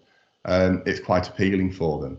But I guess trying to sort of anchor an area, you know, I'm going back to the old days of similar to what you're saying about the zoo, where you'd have tied cottages for farms and doing that. But how you would quite structure that, I don't quite know. Okay, thanks. Just a thought. Thank you. Thank you. I'm going to come to our next speakers in a minute, who's Alistair Chapman from CBRE and Tom Prescott from Barker Proudlove. We've got 20 minutes left, so I was going to, I know you haven't got presentations necessarily, but if you could kind of think about how you might summarise some of the conversations and some of the presentations that we've seen today in light of kind of property and commercial lettings in town centres.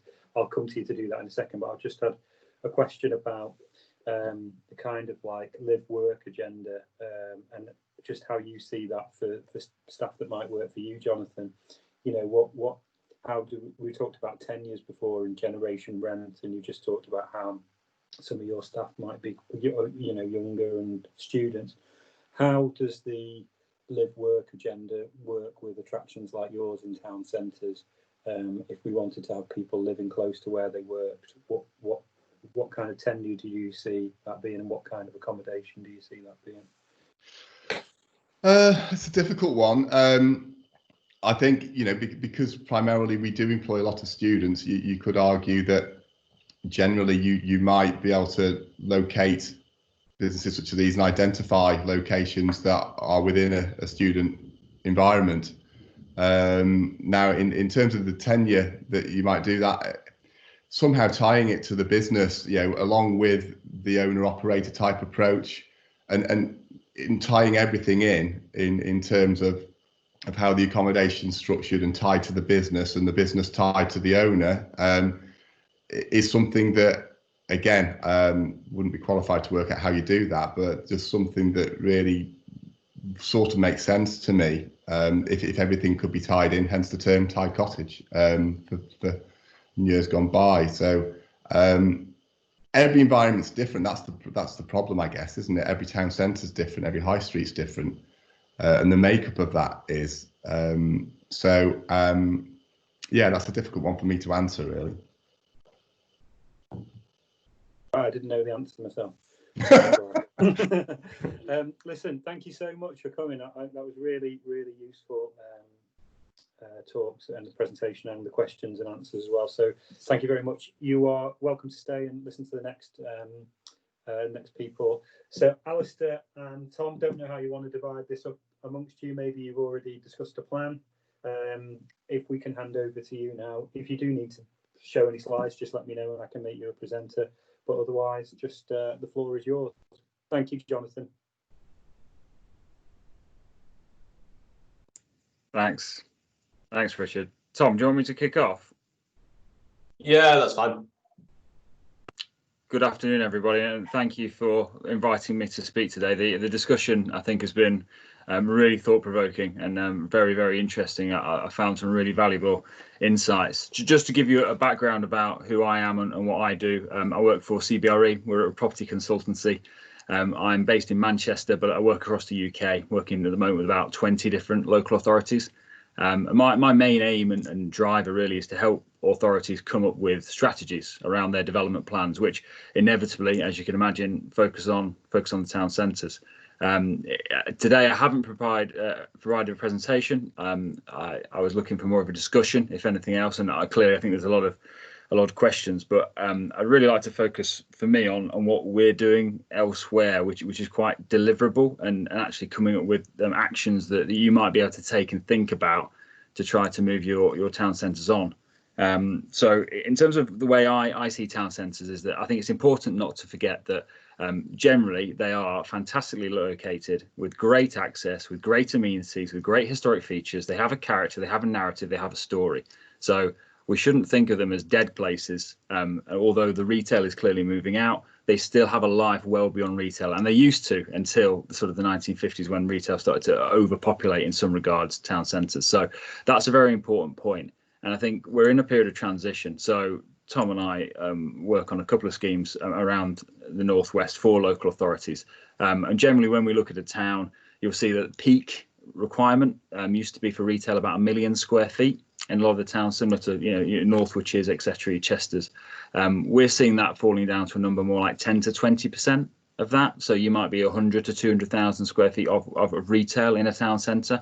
And I think what's going to happen is that as town centres repopulate, which is inevitable given the comments of the group today, that you will see that retail space taken up by, as was made the point before about click and collect, showcase space, etc., but also convenience. So the local population will use the retail to shop, and it will also serve the local visitor economy, which no doubt will start to arrive. So for us, when we're now looking at a town centre and how we make this change, and the change is going to be painful, don't get me wrong, because changing buildings takes time, especially in the post-pandemic era that we're in, is to look at all the different uses that could go into town centres, whether that's leisure, commercial, in terms of, when I say that, I mean businesses, small operators, cultural uses, medical uses. I mean, the list goes on. The way I look at it on towns is that everything that happens in your borough that involves people and activity, the first place it should be looking at is in the town centre, because it's the best place for it to be. It feeds off each other, access is good, the family experience is good, the older generation experience is good, it's all good, it's all positive. So anything that happens in your town needs to happen in your town centre. And that should be the main focus of a local authority, in my opinion, to help repopulate the space. I think where we're now coming to in terms of making that happen, it is a number of points, and I think the issue around marketing and bringing people into a town is a key one. So a number of people are leading the charge on this about what is required. So, for example, in Maidenhead, there's a recent planning application gone in for their current shopping centre, which is looking to effectively demolish it completely. However, interestingly, they're not reducing the amount of retail space. In the new application, they're simply repurposing it. So there'll also be all the elements that we've spoken about today. There will be residential, there will be some over 55s accommodation, there will be a hotel, there will be some office. But interestingly, at the ground floor of the entire scheme, they are effectively making small, flexible spaces. So these are white boxes, laid out really well, with fantastic appearance, with the ability to come inside, outside, with partial shading, partial coverage outside. And the idea there is that effectively, to the point on returning investment from an operator's point of view, is that operators can move in and out at will without a huge capital expenditure. They can effectively come in for a week, go away again. And the idea of the application is to attract every type of commercial operator you can imagine. So there's no use class restrictions. Well, there clearly aren't now, given the government's move on it anyway. But in terms of landlord's position, he would effectively curate the environment. So you would have themes. So on a Saturday in July, it could be, well, it's to do with Wimbledon tennis, or Henley Regatta, Northwich Regatta, going back to the rowing theme, whatever it is. Populate your town around a theme on a moment. And in the middle of that, you're actually attracting visitors, you're attracting businesses. And I think what will really start to populate this, and we're doing some work with Stafford Council at the moment, is the rise of the small business. Post recession, or this intervening period, often you'll find there is going to be a huge amount of people who want to change their career because they've possibly been forced, or maybe they just want to. Redundancy payments have been made, and actually people will start to probably go into the growth markets themselves in terms of small businesses, probably around technology in particular. And what those people will need is probably not working in their bedrooms. They probably will want to get out into areas. And what we're seeing is that there could be a large rise in co-working, a large rise in small office and commercial spaces, and people will want to be in areas where they can work with each other and collaborate. And therefore, the suburban markets in particular could become actually very, very exciting places. From what we're seeing in places like central Manchester, office requirements are down, office lettings are going to be down, and actually the whole approach to commercial space in major cities will change. And I think that will be to the benefit of areas where people want to live, which, as we all know, are places like Cheshire, because it's a fantastic place to live. When you layer on all the other things which a town centre could be in terms of your leisure destinations, I think that the work that Jonathan's doing is absolutely superb. We have been trying to do something similar with Stockport Council at the Mersey scheme, but in terms of what Jonathan has achieved there already, I think it's leaps and bounds ahead of that. That family element to it, I think, is really, really quite powerful. So in terms of the way you start to deliver this, I think the point is key, is that it cannot be, unless it's absolutely fantastic, a refurbishment of a poor quality building and you're trying to ratchet something into something that doesn't fit. It has to be an environment where people think, wow, this is great. This is an environment I want to be in. I'm going to come here day in, day out, or I'm going to come and visit. Therefore, for example, what you have at Barons Quay in terms of fantastic environment is a superb asset. But then trying to do that in somewhere else where you're trying to retrofit something is far more difficult. And so this is all about perception and aesthetics. And on top of that is the placemaking angle. Now, I'd like to describe placemaking as asset management. So where we're seeing things moving, and I'm sure Tom will comment on this as well, is that retailers and operators will only come back somewhere that's thriving, and they're likely to pay a turnover rent. There won't be a lease, it'll be a licensed position, and they can effectively be in and out whenever they want. So unless you can create an environment they want to be in, they're not going to stay. That puts a huge onus on, in my opinion, the local authority, possibly working in partnership with a partner, to actually orchestrate, curate the whole environment. So back to the point about what Jonathan was making about actually the asset management and the whole food and beverage strategy in the indoor outdoor space, that needs to be highly coordinated on a physical basis, on a digital basis, and the whole journey that people are making in and out of the town centre needs to be coordinated. From the moment they click on their phone to say, where shall I go for the day, you need to be putting that town centre right at the top of the list. Let those people come into the town in a really seamless way. The toilets have got to be great, the wayfinding has got to be great, all the small little areas have got to be sorted out, all the small little projects, the niggles we've got. There should be flowers around everywhere, there should be open space. It should be a very highly pleasant environment, which, as we all know, major shopping centres can do because they're highly managed. Town centres you can't, because often they're disparate ownerships, and the councillors rarely, in some instances they have, rarely are actually able to control areas fully. What we're starting to see is councils getting far more proactive in that regard. And I know it's difficult and finance is very, very hard. Capital is not available, as it were. Revenue's being clamped. But if you're able to purchase properties in town centres, now is the moment. Tom and I have worked on a number of schemes for local authorities where by buying at this point in the market, you can do incredibly well by snapping up effectively properties that other people don't want. And so I think that's a real key part of strategies going forward, is that you can influence to a point, but as the point was made before by a number of councillors, is that if you don't own, you will never have full control over this. And therefore, I put acquisition fully at the middle of that acquisition asset management strategy. That's all from me. Hand over to you, Tom. You can't influence.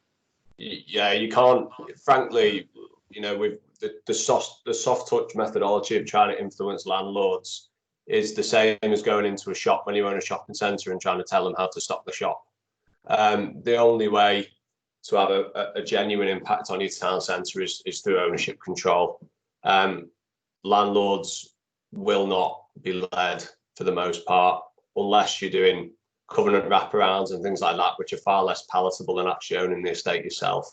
And now's the time to pile in, as Alistair says, because pricing's got a lot lighter as we pass through the pandemic. I got cut off there, but before we go into questions, one thing I didn't actually think I'd be talking about today, because I'm a big advocate of all the sort of local identity creating uses that we've talked about heavily today. But one thing I think that all councils and all landlords need to be honest with themselves about is a degree of pragmatism as to what people actually want from their larger shopping spaces. So deals with JD Sports, Costa Coffee, Sports Direct are far from the enemy, and remain an absolute fundamental of keeping towns like Chester and Northwich, and to an extent Winsford, albeit different fascias, afloat. Shoppers expect them. If they're not there, they won't go. It's about building the right environment around them to give identity and give the town a point of difference, so that you shop with H&M in that town rather than this town. That's the point of difference you're looking to create. But if you haven't got the mix that's appropriate to the town and the quantum of space, then it just doesn't work. And we're getting faced a lot at the moment with questions about, should we be dealing with retailers? Well, absolutely, the right retailers are just as fundamental as the right soft uses as well. And I think that's a key message to take away today. You know, deals with River Island, H&M in Northwich will be catalysts for positive change. Thanks, Tom. I've got two hands up, so I'll go to those first, and I'll ask my question later. We've got. I'm going to extend the meeting by a couple of minutes, just because I think everybody should have an opportunity to ask. So it's 5-2, but we'll keep going for a bit. Charles, do you want to go first? Yep, thank you. I'll keep it fairly brief. I'm just curious as to what your thoughts are in relation to the liberation of use classes with the new sort of catch-all E-class that's taking place. And then secondly, what your thoughts are likely to be in the terms of the mix of tenants on the sort of local covenant versus national and regional going forward. Thank you. Shall I pick this one up initially, Alistair? Yeah. Personally, I'm all for the planning being relaxed. It's caused us no end of problems trying to do things across the estates. We look after 80 shopping centres. We try and do basic deals, and it's impacted by planning. Retail to F&B has always been an issue, but there needs, to my mind, to be an element of control, because it's the assumption through this change of planning that everybody's grown up, everybody's commercial, but everybody's got the best interest of the area in which a property is located, and I don't think that's the case. So it's going to be interesting to see how it really pans out, particularly with, as Alistair described before, the pricing coming in rapidly on retail. The opportunity to do things like we discussed in Chester earlier, like turning the upstairs into Airbnb and things like that, are going to become easier to deliver, more financially viable. I think we have to be very careful in the industry that asset manages these estates, as to try to ensure that the right uses come in, not just a free-for-all of money-making opportunity. So it concerns me. In terms of the balance of use, I think what we're going to find, certainly with the rate situation as it is at the moment, coupled with the impact that COVID's had on the nationals, is national requirements are down, although they are out there. We are doing deals with nationals, new deals, but the bulk of the conversations we're having at the moment are around people taking opportunities to benefit from the low rates from fully fitted restaurants, from failed retailers in the sort of regional and local markets. Now, the problem there for you as council and as landlord is it's very difficult to sift through those requirements to know what's right. And it's okay flooding a market with new entrants, but if those new entrants are poor, then it taints the area. the basic premise of demolition and repurposing for retail still needs to be at the forefront of everyone's mind, to corral town centres into smaller spaces, to create more viability, to create a greater feeling of denser population between the shops and the restaurants, rather than just a blanket, let's just get anyone in to mitigate these rates, and local tenants are great, because they're not. Some local tenants are fabulous. Some of them detract from what you're trying to do elsewhere. So the skill now will be balancing, getting the size of your town centre right, and hoovering up these new requirements, looking to give towns a go on the free rates deals you can get at the minute, and finding the right mix through that. And you've always got to be very critical and very mindful of who you're dealing with, because ultimately, no matter how vibrant you make a town, if it's pound shop and value central in a market that doesn't require that, then it won't work. That's really useful, Tom. What's the role of a council, I suppose, in stopping that scenario that you've just described, that these change of uses come through and that it makes something viable for a period of time, but actually it doesn't enhance the town centre, but it means that the landlord might make some money for a period of time until that kind of phase is gone, and then it becomes empty again. What can we do?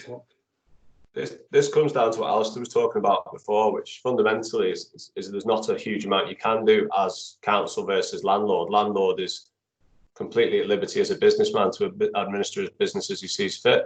Your role as council, in order to asset manage a town centre, to enforce an asset management strategy, you need to own the bulk of the town centre. If you look at what Stockport are considering at the moment as we move forward, they're looking at repurposing parts of the town centre. I can't go into depth because it's recorded, but reducing the number of shops by unit number is going to be fundamental. And in order to do that, given the costs involved, that will be council. And if you reduce the number of shops, then there will hopefully be an element of competitive tension on what's left remaining. Yeah. And then the landlords will do the policing themselves, because they'll have more than one occupier coming to look at their shop. Got you. Okay, that's really useful. There's a couple of other hands up. The next one was Kate Howe from PSP. Thanks, Richard. Alistair, you mentioned those kind of flexible spaces and creating an environment where you can have a changing offer. I'm really interested in that, because that is something that comes up in pretty much every regeneration scheme that I look at, and it's very pertinent in market towns, where there's been a traditional market offer that is no longer providing the kind of facility and the environment that people want. Do you see that as a replacement of a market, or working alongside a market and those kind of more traditional stallholders, and that being complementary? And also in terms of the example that you gave there, I know from experience that the provision of this type of property is more expensive than it seems. So was that a council funded opportunity? Because I'm assuming that it's an unknown rental income, therefore there had to be a bit of a leap of faith. Yeah, that's right, Kate. I think it can absolutely work with markets, and I think it should work alongside markets. So I see this as almost being an anchor point to a market, in that you would have a number of permanent offers, whether it be a cafe, a small restaurant, etc., something that has an element of pop-up. But then around that, you would build a market on themes. So it might be a certain type of food offer on one day, it might be a vintage market on the next. And that's the way actually to reinvigorate your market strategy, because you can focus people to an event, to a day, to a theme, and to other activity around a set market area. So I see it as possibly a complete reinvigoration of markets, which can sit alongside. In terms of the financing, you're absolutely right. It's challenging. These events are often very expensive, especially if you utilise events companies. Where we've had a lot of joy when we're managing shopping centres for local authorities is by using the internal team. So where we've got very, very talented centre managers, and we were lucky to have a couple who actually can design and implement the events themselves and use the internal staff team, we've found that to be a very effective way, and actually to keep costs minimised and actually create a sustainable position over time.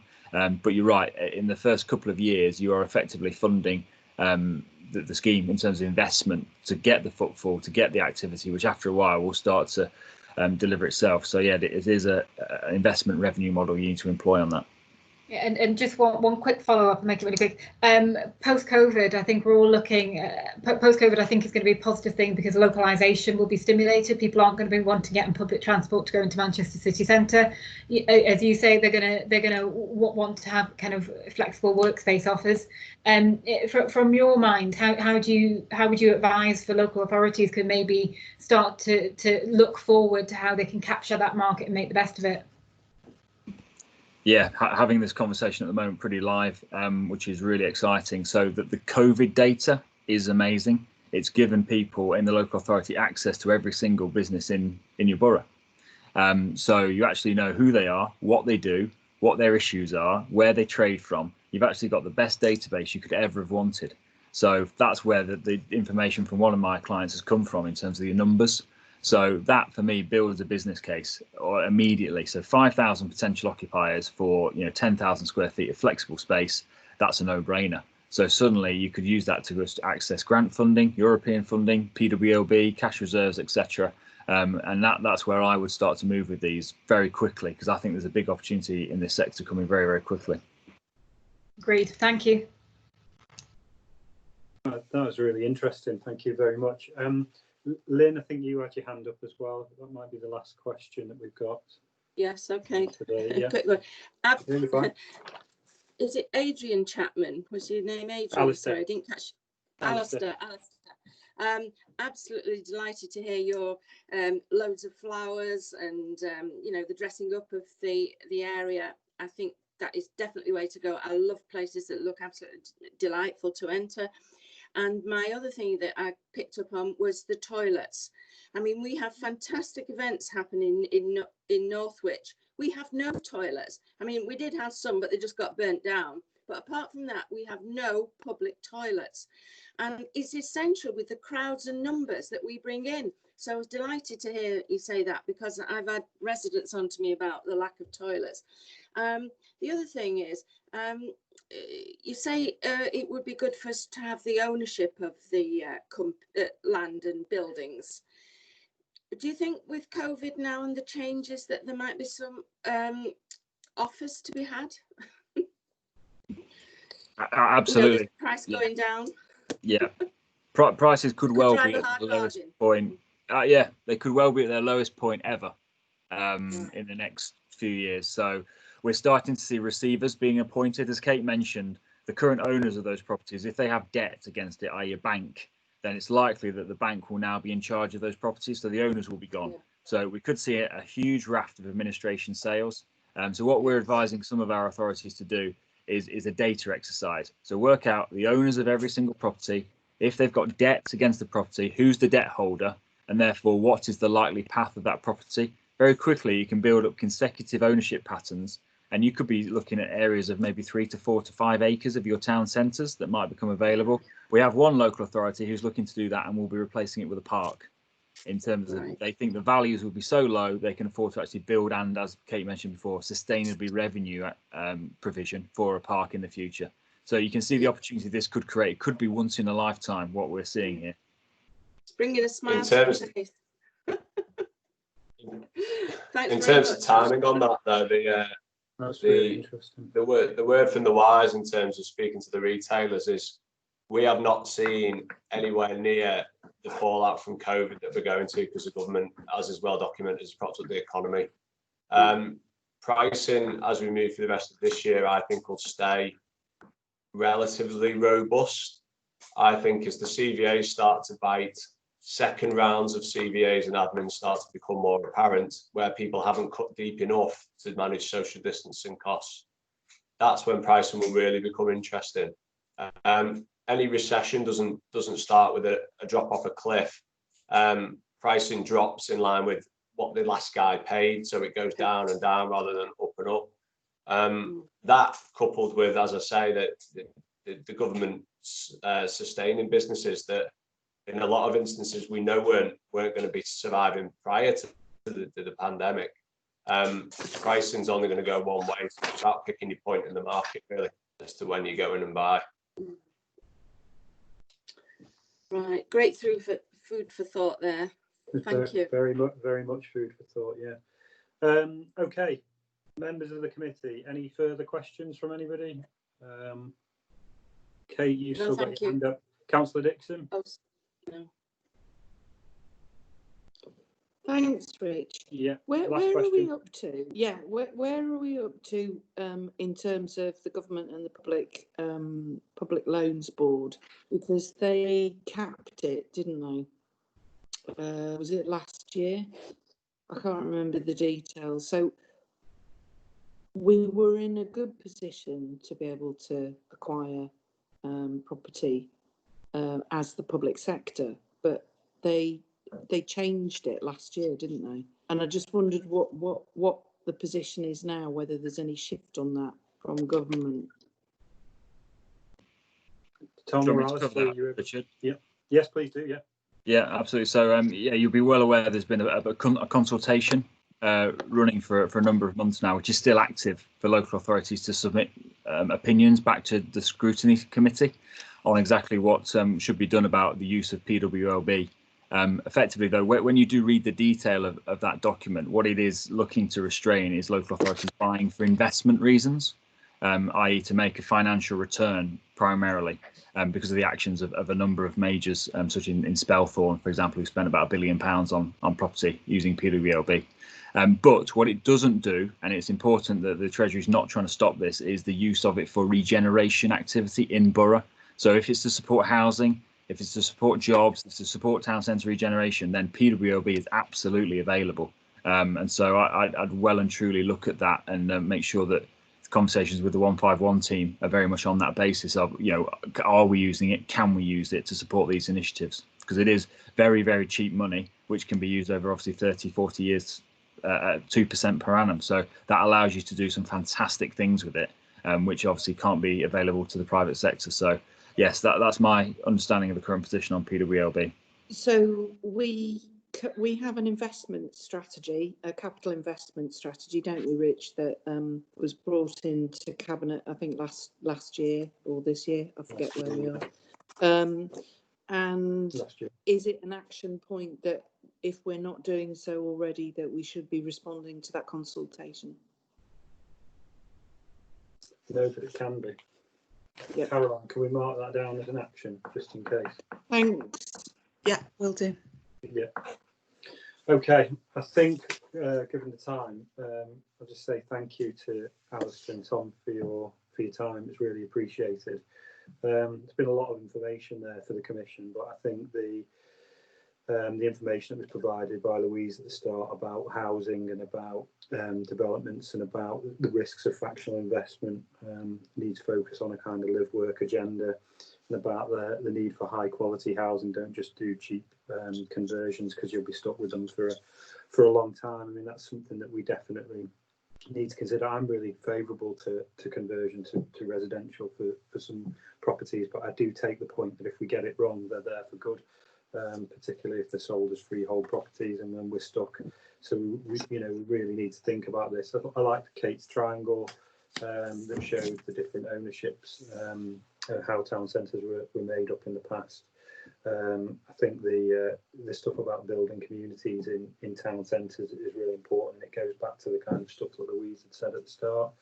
I think all of the stuff that Jonathan talked about is really, really interesting. I think we've got to learn from what the council's done with our relationship with Jonathan. This idea about joint ventures and about public space, and how commercial operators can also help us with our public realm improvements. I think that's really interesting stuff for us to consider in our final report. And just think my notes from this most recent one. I think as a council we're actually doing this. If you look at what we've done in Winsford, if you look at what we're doing in Weaver Square and with Barons Quay and with Northgate, we're in the business of buying up space and turning it into other things as a local authority. But how we keep doing that with it, and how we use the situation that we're in now, that Alistair and Tom have talked about, is a new challenge for us as a commission, and what recommendations we make in that respect, I think will be quite interesting. Is there anything I've missed there? Is there any points that anybody particularly thought of or heard during that I haven't summarised? Charles, you've got your hand up. You want to go for it? Yeah. I mean, I think that summarised it very well. I mean, one thing I'd just throw into the equation there is that one things that councils can do well, I think, is the concept of starter units, and that might well be something worth considering. As say, just putting my commercial agent's hat on. A number of occasions there have been where I'm letting properties, and that you've got effectively a brand new startup or a community venture, and they're looking for a short-term tenancy, and for especially where you've got a small landlord, that the actual legal costs of doing what might be a fairly short-term agreement are off-putting, even if you want to consider it. So there may well be a role there, especially for a council that can take a view, can have a standard document, or it might even be that certainly if the council is looking to have a greater degree of control, that, for example, if the council were to say, right, we've got a community group that wants to take space, we don't actually have any suitable space within the council control, you go to a landlord with an empty property and say, would you mind awfully if we took a short-term tenancy to allow a community group to go in there? I'm pretty sure that Alistair and Tom would probably agree that most commercial-based landlords would snap your hands off, because you know, they would prefer to let it, obviously, but if they can't let it, you've got unoccupied, the costs of unoccupancy can be quite high. And as I say, the only thing that's really off-putting is the element of the legal costs and the potential of you, for want of a better phrase, you let it to a wrong 'un and you're stuck with them. Whereas, you know, you let it to the council, oh dear, I've got the council on the hook. You know, so from a purely commercial point of view, that might well be something that I might want to think about. We've looked at that in the past, and the commercial element, the common sense element even of it, it makes total sense in terms of the council actually administering themselves with their covenant starts to become an issue of state aid and all sorts of other things, and there's a real nervousness around it. One thing that we're getting real success with, that we're actually looking to roll out into more and more shopping centres, is as Charles described, sort of incubator units. We call them the pop-up. We brand them all the same. They're all on our website. You feel free to have a look. They're effectively an oven-ready retail space of between 600 to 1,000 square feet that's already fitted, so that you can go in and trade it.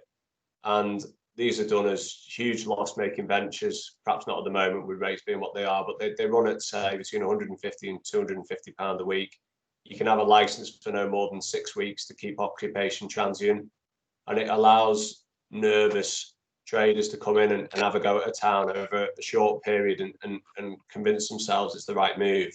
And we then push them into something else on a slightly more permanent basis, and they evolve into a long-term tenant. Now that's something that councils can certainly do very easily. With the license Charles described, a really straightforward sign this and you go situation. And that's really built momentum in towns like Carlisle, Macclesfield, Stockport, Wigan. So that's something to consider. Yeah, I mean, we've got a good example of that, which we've been working on in Chester with an organisation called Patch, which is kind of a community interest company made up of property agents, arts groups, and other interested parties, and they're basically landlords are signing up that are having trouble letting their properties, and they're being rented out to artists to use as studio space and places where people can obviously walk into and have a look at their art on the wall. And then when the agents come to try to let those properties, because the spaces are animated, the idea is that they'll be easier to let because they're not just empty shells. So it's that same principle of the agents getting something out of it, because when they take somebody to view the space, there's something going on in there. And for a budding artist community in Chester and from the university and outside of the university as well, there's actual space for people to be able to have a low rent on a high street to be able to sell their own artwork. So I'm really interested in this kind of stuff, and I have been for years. So I'm glad to hear that other places are doing it, because I might get more success here if somebody else is doing it. So it's really good. Thank you very much. Appreciate it. So the next commission date is the 3rd 3rd of September. Yeah, 3rd of September. Charles, you've got your hand up again, or not? Yeah, it was just for a bit of AOB. This is the 3rd meeting. There have been various action points, and we've had bits like copies of presentations that have come through. I just wonder, as we've got 5 weeks before the next one, could the action points and information be recirculated amongst the commission? And also, if there's any initial thoughts from the officer, I just think it would give a good opportunity for the commission to be able to look at this and maybe come back with some further thoughts of their own, because we do have a fairly tight time scale in terms of wanting to be able to report to Cabinet in November. Caroline, is that okay with you? I don't want to say yes. Yeah, that sounds okay to me. Yeah, absolutely, Richard. That's fine. Sure. We'll do that. Thank you. Okie dokes. Everyone happy? Thank you to all of our guests. Really, really appreciate your contributions to this. It's been really, really important. And for everybody that's going on holiday during August, be safe and have a nice time. But thank you for your time. Thank you. Bye now. Bye. Thanks, Richard.